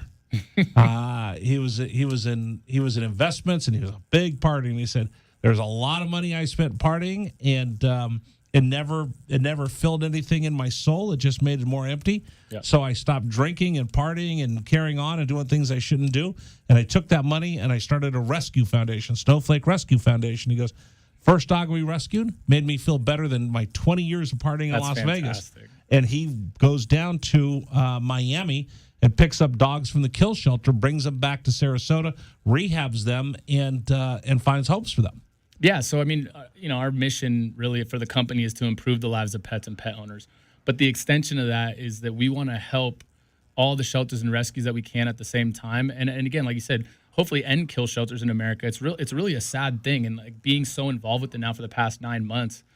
I mean, it's heartbreaking, and there's just so many, especially post-COVID. Right. There's been so many shelters and rescues. People have just they give them back. They'll give the dogs back, or they just drop them off, or. And so it's terrible, and you feel so bad for these shelters and rescues because the people that are running them, they're so passionate about it, but there's just only so much they can do. There's only so much you can do. So yeah, that's a huge part of our mission. It is heartbreaking. Oh, I mean, I've owned a couple dogs in my life, but being so involved in seeing it every single day, and now really being in the trenches of it, it's really hard. I mean, Marlena, who will be with me tomorrow, her and her husband Chris, who's also an Arizona alumni with me, that we went here together. They have 3 rescue dogs just by themselves, and as much as you go, God, it's crazy you have 3 dogs, I totally get it. Like they get into the shelter, it's like, what are we going to leave this one? We have the dog shelter. You drove by it in front of the radio station. Oh, it was right next door, the Humane Society. I was like, whoa. I can't walk in there. No. I can't go over there because if I walk in there, I'm going to walk out with 4 dogs. If money wasn't an object, my wife would literally have 22 dogs. we had a dog. You'll love this story. We had a dog, Freeway. And Freeway. Interesting name. Yeah, Freeway actually lived here with us in Tucson. And we actually found Freeway on the Nimitz Freeway outside the Oakland Coliseum. Yeah. And I was going to work one day when I was working for the Oakland A's, and it was Mother's Day. There's pelting rain, sleet, and all the cars are backed up. And we finally get to the off-ramp right there, 580. Yep. And we're getting off to go to the Coliseum, and there's this little dog hobbling back and forth across the freeway. And all these people are honking at it, and it's raining, and it's scared. So I pull off and get off the side of the road, get out of our car, and I kind of motion for the dog, hold up traffic, help get him off the road, and he goes and he hides underneath our car because he's so scared, and he's wet, and he's cold, and he's tired. So CHP officer walks up, and he says, "What's going on?" I go, "Hey, I'm just trying to help get this dog off the road." And I said, "Can you help?" He goes, "We'll probably just shoot it." And I said, "What?" No. And he goes, "Well, we don't have money for stray dogs and, hurt dogs." And I'm like, my wife was probably 7 months pregnant, and she's crying, "Don't shoot my dog." I'm like, "This isn't your dog." It is now. And the cop says, "Well, I don't know." I go, "Well, tell you what, if you could get Animal Rescue to come get it, I'll pay for the room and board. Just don't put it down yet. Right. Let's see what happens." So the cop goes, "Oh, wait a minute, I know you. You're one of the A's announcers." I said, "Yes." He goes, "All right." I said, "Here's my card." He goes, "I'll come up to the booth and let you know what we're doing." I said, "Great." So I go to work, and I'm doing the post-game show. He rolls in. He goes, "All right, here's where your dog is. I told him that you'd pay for room and board, so they're not going to put him down tonight." I said, "Okay, thank you very much." So after the game, we went over, and they said, "Okay, we're not sure how much it's going to be to fix your dog up." But I said, "All right, here's my credit card. I'll pay for room and board. Let me know how much it is." My wife was like, "We've got to save this dog." I'm like, "I don't even know who this dog is. It's a stray dog. Stop it." Yeah. Next day, I get a phone call, and they go, "Yeah, he's going to be anywhere from probably $5,000 to $10,000 to fix. He's got a broken hip and blah, blah, blah, blah, blah." And I'm like, "I don't have $5,000, $10,000. And my wife's like, "We can't let him." I go, "This isn't your dog." I said, "If you got hit by a car and they said it was going to cost $10,000, I don't have $10,000 to fix you." So we wait and we wait and we wait, and I'm trying to figure out what to do. Finally, somebody goes, "You work for the A's, dummy. Call Tony La Russa." Oh, there you go. So I called Tony. Tony goes, "Well, I got lots of dogs you can adopt." I go, "I know, but we want this one." He goes, "All right, make a donation to ARF, the Animal Rescue Foundation, and I'll take care of him." They actually went. Tony had someone go pick the dog up, and they were just about to put him down. Wow. And we got that rescue dog, and we had him for 14 years. That's fantastic. Best these stories like that, ever. that's what you do it for. You know what I mean? It's stuff like that where these dogs are like right on the cusp, and He for was me, the it's best things, dog ever. Well, and it's things like you want to help people or animals or whatever that can't help themselves, right? And that's the hardest part is looking at all these animals. They can't help themselves, and most of them are good dogs. It turned out Freeway was a bait dog.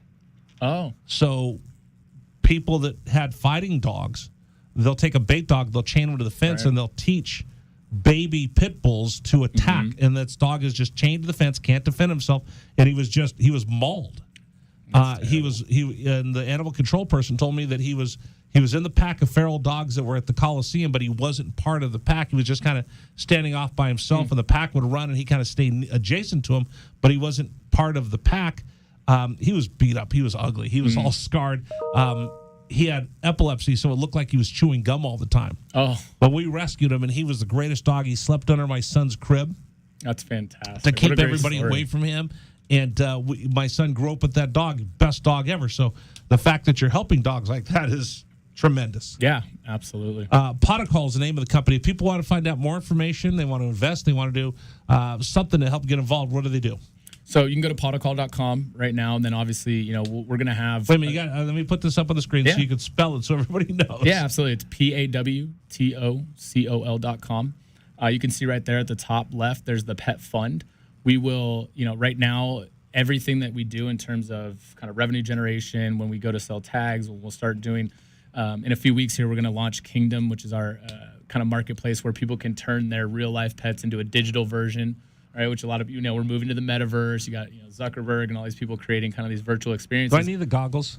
Yeah, you'd want them. I mean, like right now you can go into Decentraland on your desktop and kind of walk around and stuff like that. But eventually, I think we're going to get to that Ready Player One world where you put this headset on and you're in a whole new life. But yeah, so everything we do, a portion of that's going to go. Dragon Ball, my producer in there, he's dreaming one day because Dragon Ball, you want to live in the metaverse, right? Not at all.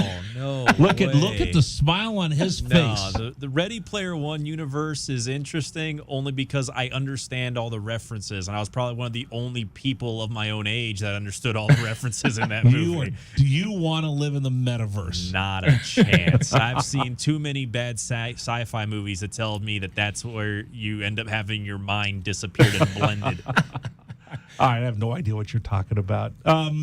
But you know what? I do know what I don't know what you're talking about, Dragon Ball, but Colin, I do know what you're talking about. The fact that you're giving back to the University of Arizona, which has helped launch your career.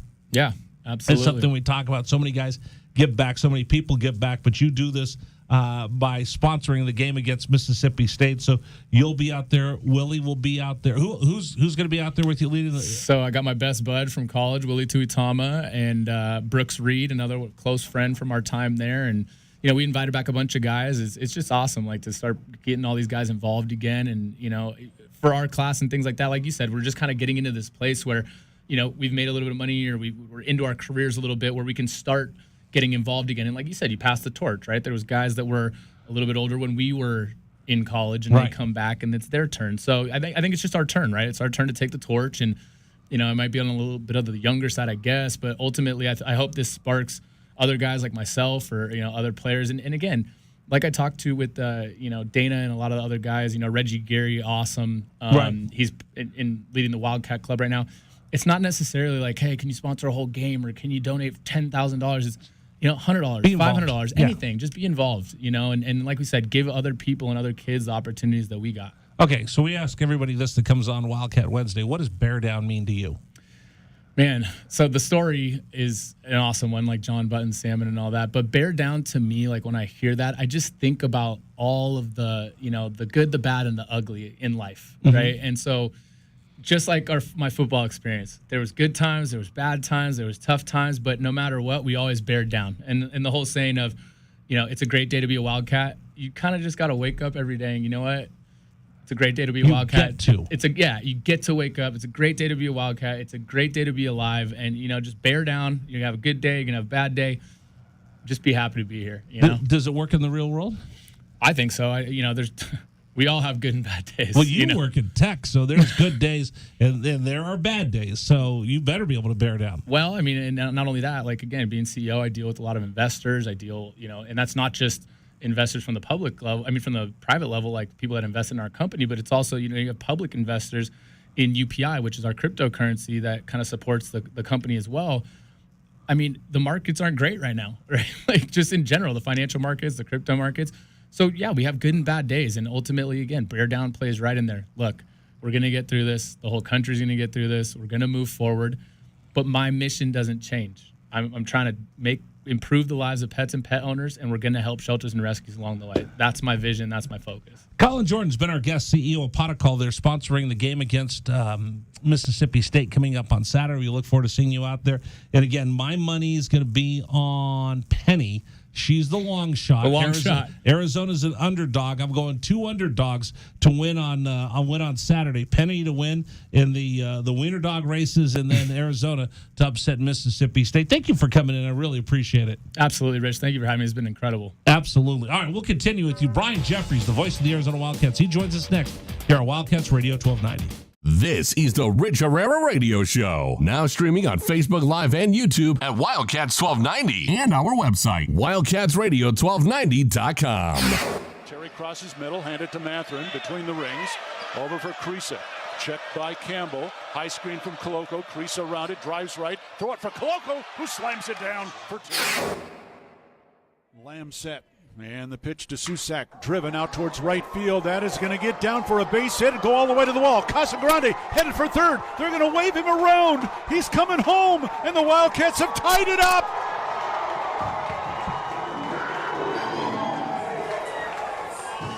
Susak with an RBI double to right center. And we're still playing ball. Tied at 16 in the bottom of the 10th. Shot blocked by Koloko, who grabs it out of the air. Ahead to Dalen Terry, Arizona with the ball, minute 30 to go, and a 6-point lead. Juzang working right, drives to the bucket, put up, blocked by Koloko, grabbed by Larson. Arizona ball, 38 seconds left. For Bernard, goes right, blocked by Ballo, grabbed by Matherin. Arizona ball, 22 seconds left.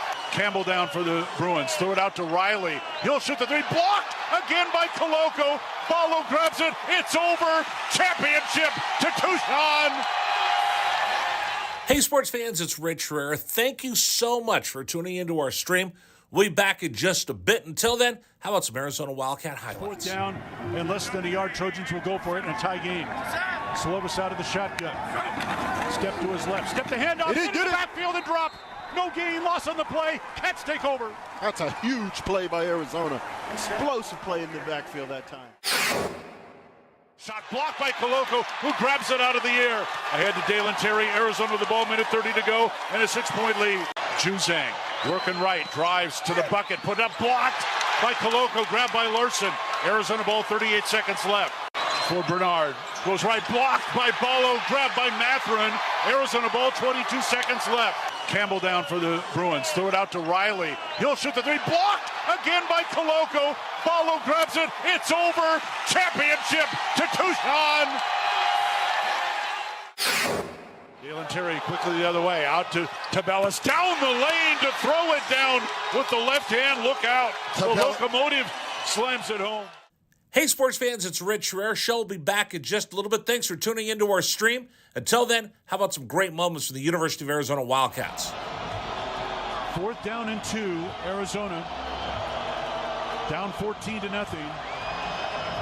Wildcats on 4th down this year are 12 of 20.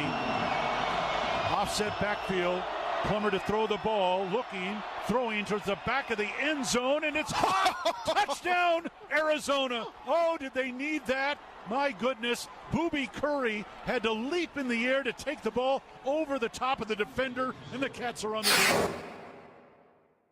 ASU with the ball, down by 11, 3 have to go. Steal by Coloco. He's going to drive the other way and slam it home, and foul by Lawrence.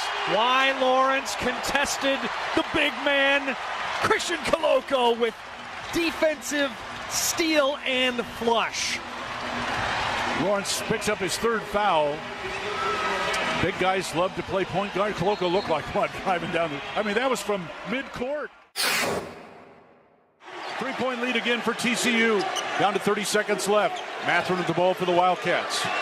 Matherin around a Coloco screen, picked up by Lampkin. Go outside for Coloco, feed it to Terry, right corner. Terry can't go baseline, circles back out top to Matherin. 10 to shoot, 16 left in the ballgame. Matherin, 3 balls straight away, good! That's a huge shot for Ben Matherin in Arizona. Timeout TCU. This ball game is knotted up. 12.6 seconds to go. Ben Matherin drains a deep 3 from straight away. He's got 24 points, and we're all even. Hey, sports fans, this is Rich Herrera. Thanks so much for tuning into our stream. Back in just a bit. Until then, how about some highlights from the University of Arizona? McLeod's going to line up under center. Wiley, the running back. Receiver either side. 2 tight ends. Oregon, 5-man front. They shift. Play fake, rolling right. McLeod looking to throw. Going deep. Down, trying to find Berrios. Makes the catch inside the 25-yard line. Still loose inside the 15. First down, Arizona. What a play by McLeod. He was smacked, but he had the presence of mind to know where Berryhill was. He threw the ball, he underthrew the ball, and Berryhill was looking back at it and made a great play on the ball. An amazing play by Jordan McLeod. Brown will take the snap a yard deep in the end zone. Straight back to throw. Has some time. Steps up in the pocket. The Wildcats have got him for a safety. Second safety Arizona has recorded this season. It's a 24-12 ball game, and the Cats will get the ball. That's big Pulling time. on the field is a safety. Yes, that's big time by Arizona. That time defense did a great job of just closing the pocket from the inside, and then the pressure on the outside by Abear, they just got him. They just got there. They won their blocks that time. Excellent job by Arizona defense and really changing the momentum of this game.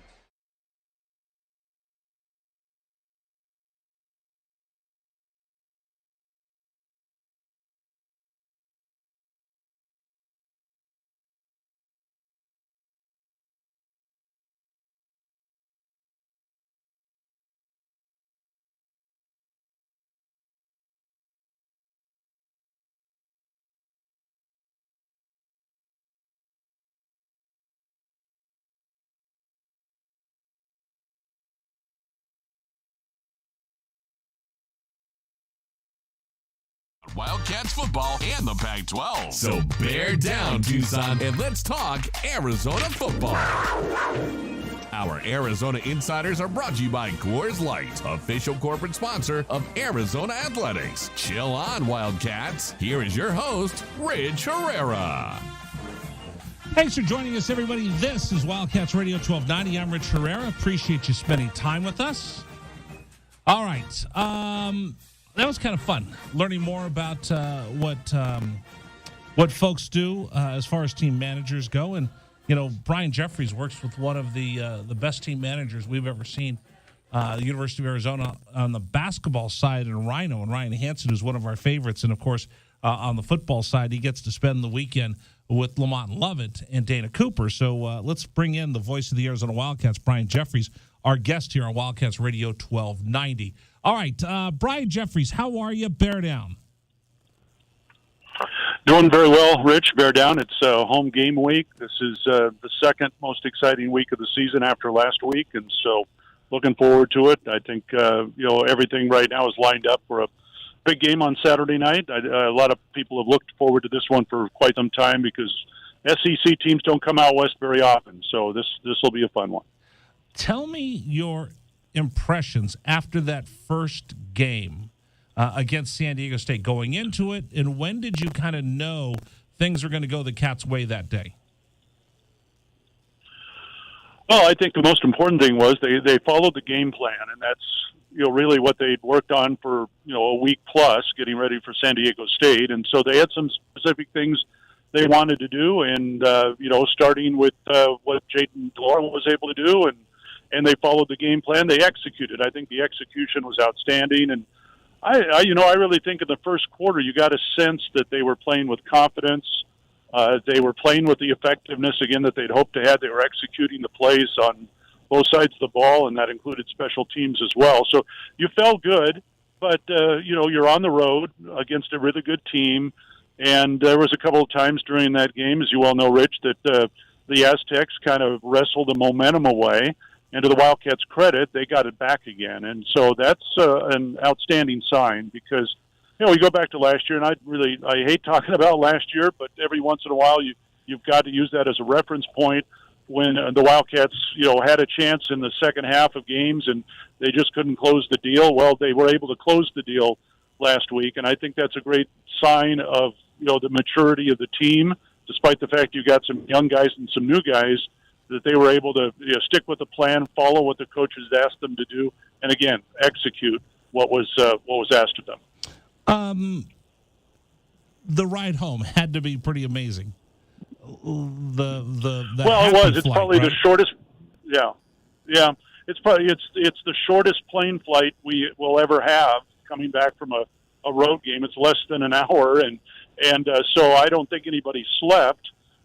Which is normally the case. There are probably a few guys that nodded off, but probably the most fun was as we were taxiing down the runway in San Diego, getting ready to take off. The guys were all in unison trying to help the pilot take off, and I'll just leave it at that. It was fun. The wheels go round and round, and they were having a good time, and they deserve to celebrate like that because last year they got to celebrate a win at home this time, and it's been a while since we've been on a joyful plane ride home. Like I said, it was short, but it was certainly a lot of fun. What did you learn about the Cats that you didn't know before that game?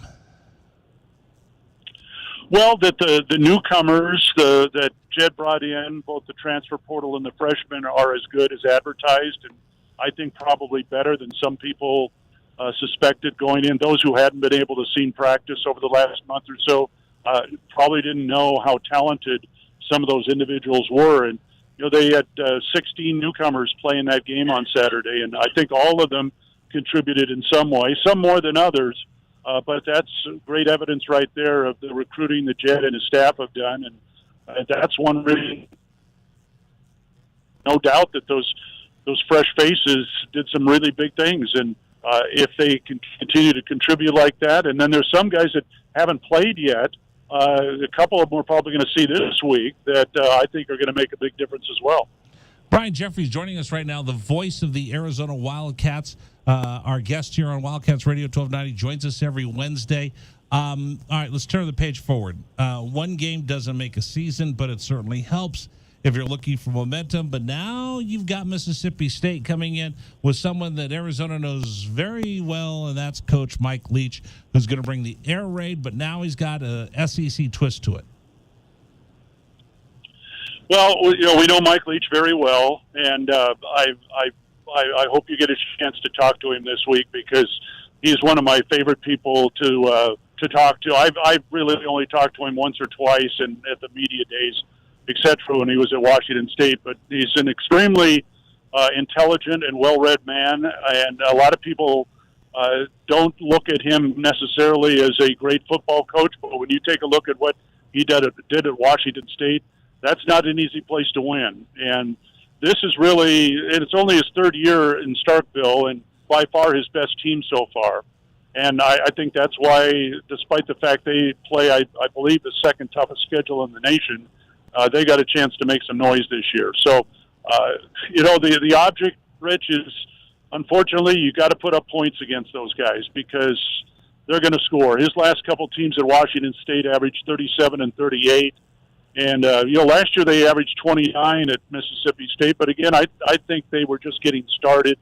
That COVID year kind of, when you have a new coaching staff coming in, that kind of, set things back. And I know Arizona's got to put up some points in this game. And if you look at the history between Arizona and Mike Leach, there were a lot of points scored in those 6 games. So that's probably going to be the watchword here. Who can try and slow down the other one? We have Al Borges, who's a former offensive coordinator. He was at UCLA, Michigan, Auburn. He joins us every week, and we are talking about the Wildcats. And he was explaining to us that, Mississippi State's going to put points up. But he's very confident of what he's seen of Arizona, that they're going to be able to put points up, but they're also going to be able to run the football. Give me your thoughts on if this turns out to be a track meet, or does Arizona need to make sure that they don't abandon their offense and run the ball and have that 50-50 split that Jet always talks about? Well, you have to run the ball against them for several reasons. One, you have to run the ball to win football games. And number 2 is you've got to keep Mississippi State off the field. They ran 83 plays last week against Memphis, and that's nothing new. I mean, they averaged 75 plays a game last year, which is at the higher end. And this team could average, more than that. So you look at their time of possession, the number of plays that they run.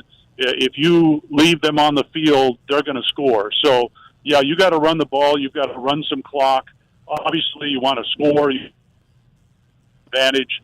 And I think what the Wildcats did last week, rotating those 4 guys in, carrying the football, I think really paid dividends, especially on a hot day. And they're going to keep that up because all 4 of those guys are talented. They all deserve to carry the rock. And know that that's one thing that they're working on to continue this week. So very valuable to run the football and keep it away from the Bulldogs. Defensively, this is going to be a game that we talked about, in fact, on television. Brad Nessler was talking about what a great job that Christian Roland Wallace was doing. What a great job Christian Young. This is going to be one where the defensive backfield, who's been really, really good for Arizona, is going to be taxed against an air raid offense that, they're going to throw the ball vertically. I didn't ask Johnny Nance in this, and I don't know if I will in the next couple of days, but he started 5 defensive backs against San Diego State. I kind of scratched my head because I didn't know that was in the game plan, and against a team that usually runs the ball as well as San Diego State, I thought, I wonder what's up. And maybe it was just to get set for this week because this is a week where you've got to use your secondary because of the fact that Mississippi State throws the ball as much as they do. But Arizona's got a seasoned secondary. They were excellent last year. Obviously, they were outstanding against San Diego State. Now, you're going to see a much better quarterback in Will Rogers this week, and he's got 12 receivers, 12 guys that caught passes last week against Memphis. And so this is a totally different animal, but just the same, that secondary is going to have to be on its toes. And Arizona, as always, needs to find a way to put some pressure on Rogers and, try and make him uncomfortable in the pocket. We're talking right now with Brian Jeffries, the voice of the Arizona Wildcats, our guest here on Wildcats Radio 1290. What do you think the other keys are for Arizona? Well, I think you limit your turnovers again, and the Wildcats, had a couple of them last week, and that's going to occur. But that's another reason why it's dangerous playing Mississippi State. A turnover just hands them the football. It gives them another opportunity to score. So that's just one of those obvious things. They played very clean ball last week, didn't turn it over much. I think one of the biggest keys, at least from what I've seen so far this week in practice, is picking up the blitz, because Zach Arnett, who's the defensive coordinator at Mississippi State, came over from San Diego State. And that same defense you've seen from the Aztecs and you saw Saturday is exactly what he's running at Mississippi State with different personnel, maybe even better personnel. And so Arizona's ability to pick up the blitz, I think, is going to be huge, because they're going to come after, Delora this week. I don't think there's any question. That's in their DNA, as it was San Diego State. But give Arizona's offensive line credit. I thought they were outstanding against the Aztecs, and they're going to need an equal performance this week. All right, so let me ask you just something from your vantage point, and this is the last question I have for you today. As I'm watching the game, and I think Lamont might have mentioned this, there's a point maybe halfway through the third quarter. The fans were running for the shade. It was hot. It was uncomfortable. Arizona's used to that, but again, out there banging against San Diego State, there was a point where both teams looked like they hit a wall. They started to get a little sloppy. There was a pass to one of the running backs that was kind of overthrown. And on television, they're like, okay, here's the part where things could get sloppy if someone doesn't get that extra second win.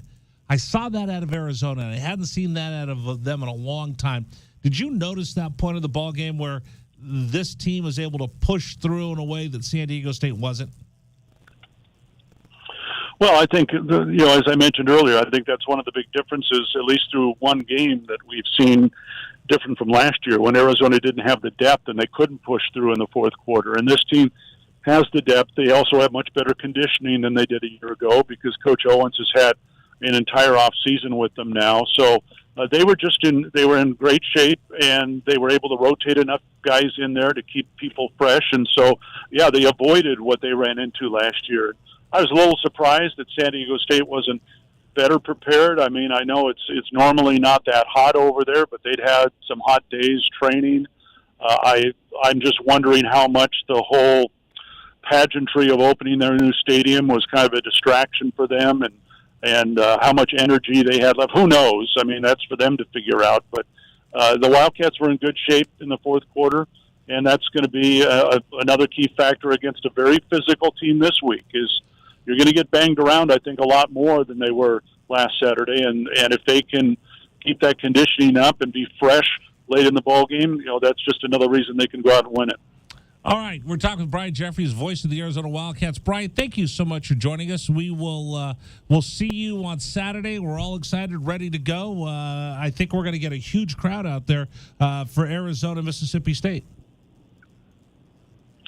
Well, and I asked Jed about that on Monday, and it's just an ongoing theme. That is, the fans are a big part of this, and a lot of people were excited. Arizona has sold the second most new season tickets in the Pac-12, and I know people saw what they saw on Saturday, and they understand, what Jed is building now, and so that's a huge step. That fan support not only helps this team, but it paves the way for the future and recruiting. So, yeah, hope to see a lot of people out there. I don't think there's any reason why not. It's going to be, it's not going to be hot, or at least as hot as it was last Saturday for those of us in San Diego. So we're looking forward to it. I told Mike Costa, does sidelines for San Diego State, he said 101 degrees. Come on, people from Tucson are wearing sweatshirts. That's balmy for us. We're used to that. Well, I'll tell you what. One thing, and we mentioned it on the air, and I think we need to make sure that people understand the pride of Arizona went over to that game, and they were there well over an hour before kickoff, and they came in and they sat in that sun and they played over an hour before the game started, and that meant a lot to the players. And no offense to their counterparts at San Diego State, but they didn't show up until almost game time and didn't play anything until right before the game started. And I that tells you a lot about the endurance factor for those musicians. That's not easy because they're working hard too. So that's another key part, I think, of last week that I'm always going to remember. Absolutely. Brian Jeffries joining us right now, voice of the Arizona Wildcats. Brian, thank you so much. I'll catch up with you soon. All right. Thanks, Rich. See you. All right. Take care. Brian Jeffries, our guest here on Wildcats Radio 1290. Hey, don't forget Oktoberfest. It's brought to you by Sam Adams. It's going to be at Union Public House on Saturday, September 24th. Sponsored by Hush Salon and Day Spa. Join us for a night of delicious beer, brats, and music. For more information, go to wildcatsradio1290.com. Coming up on the program, I'm going to give you Coming up on the program, I'm going to give you my Mount Rushmore, the 4 biggest losers in Week 1 of the NCAA football season. That's next here on 1290. Thanks to Coors Light for bringing you today's Arizona Insiders on Wildcats Radio 1290. Coors Light, official corporate sponsor of Arizona Athletics. Chill on, Wildcats.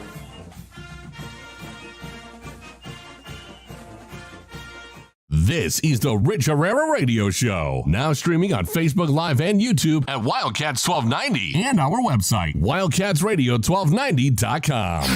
Terry crosses middle, hand it to Matherin between the rings. Over for Creasa. Checked by Campbell. High screen from Koloko. Creasa around it, drives right. Throw it for Koloko, who slams it down for 2. Lamb set. And the pitch to Susak, driven out towards right field. That is going to get down for a base hit and go all the way to the wall. Casagrande headed for third. They're going to wave him around. He's coming home, and the Wildcats have tied it up.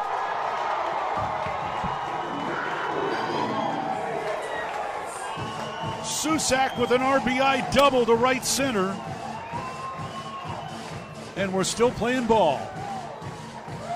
Tied at 16 in the bottom of the 10th. Shot blocked by Koloko, who grabs it out of the air. Ahead to Dalen Terry, Arizona with the ball, minute 30 to go, and a 6-point lead. Juzang working right, drives to the bucket, put up, blocked by Koloko, grabbed by Larson. Arizona ball, 38 seconds left. For Bernard, goes right, blocked by Ballo, grabbed by Matherin. Arizona ball, 22 seconds left. Campbell down for the Bruins, throw it out to Riley. He'll shoot the 3, blocked again by Koloko. Ballo grabs it, it's over. Championship to Tucson. Hey, sports fans, it's Rich Herrera. Thank you so much for tuning into our stream. We'll be back in just a bit. Until then, how about some Arizona Wildcat highlights? 4th down and less than a yard. Trojans will go for it in a tie game. Slovis out of the shotgun. Step to his left. Step the handoff into the backfield and drop. No gain, loss on the play. Cats take over. That's a huge play by Arizona. Explosive play in the backfield that time. Shot blocked by Koloko, who grabs it out of the air. Ahead to Dalen Terry, Arizona with the ball, minute 30 to go, and a 6-point lead. Juzang working right, drives to the bucket, put up, blocked by Koloko, grabbed by Larson. Arizona ball, 38 seconds left. For Bernard, goes right, blocked by Ballo, grabbed by Matherin. Arizona ball, 22 seconds left.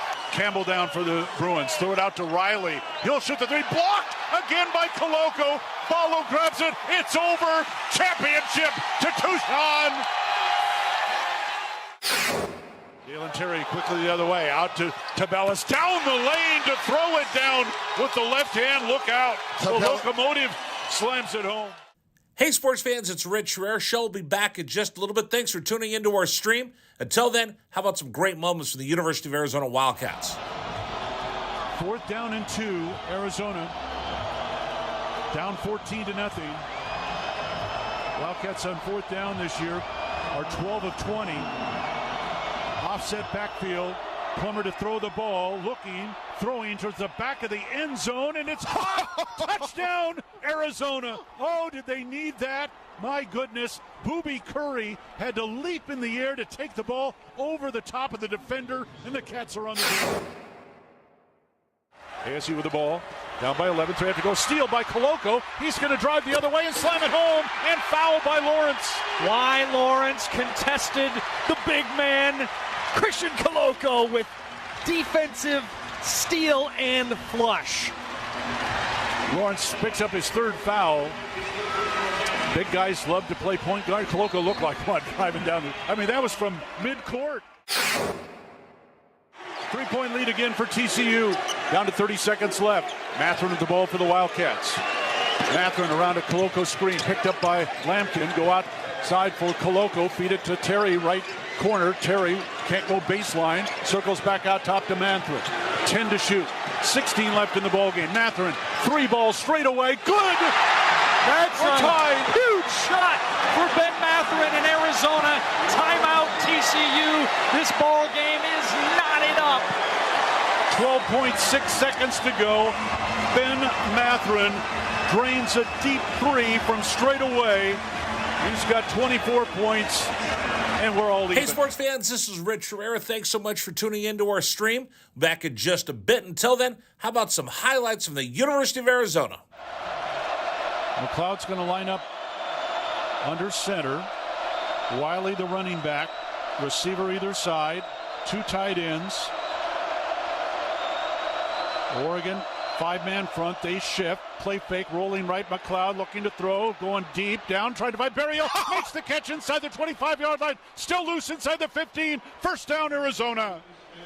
What a play by McLeod. He was smacked, but he had the presence of mind to know where Berryhill was. He threw the ball. He underthrew the ball, and Berryhill was looking back at it and made a great play on the ball. An amazing play by Jordan McLeod. Brown will take the snap a yard deep in the end zone. Straight back to throw. Has some time. Steps into the pocket. The Wildcats have got him for a safety. Second safety Arizona has recorded this season. It's a 24-12 ball game, and the Cats will get the ball. That's big Fully on the field is a safety. Yes. That's big time by Arizona. That time defense did a great job of just closing the pocket from the inside, and then the pressure on the outside by Abear, they just got him. They just got there. They won their blocks that time. Excellent job by Arizona defense and really changing the momentum of this game.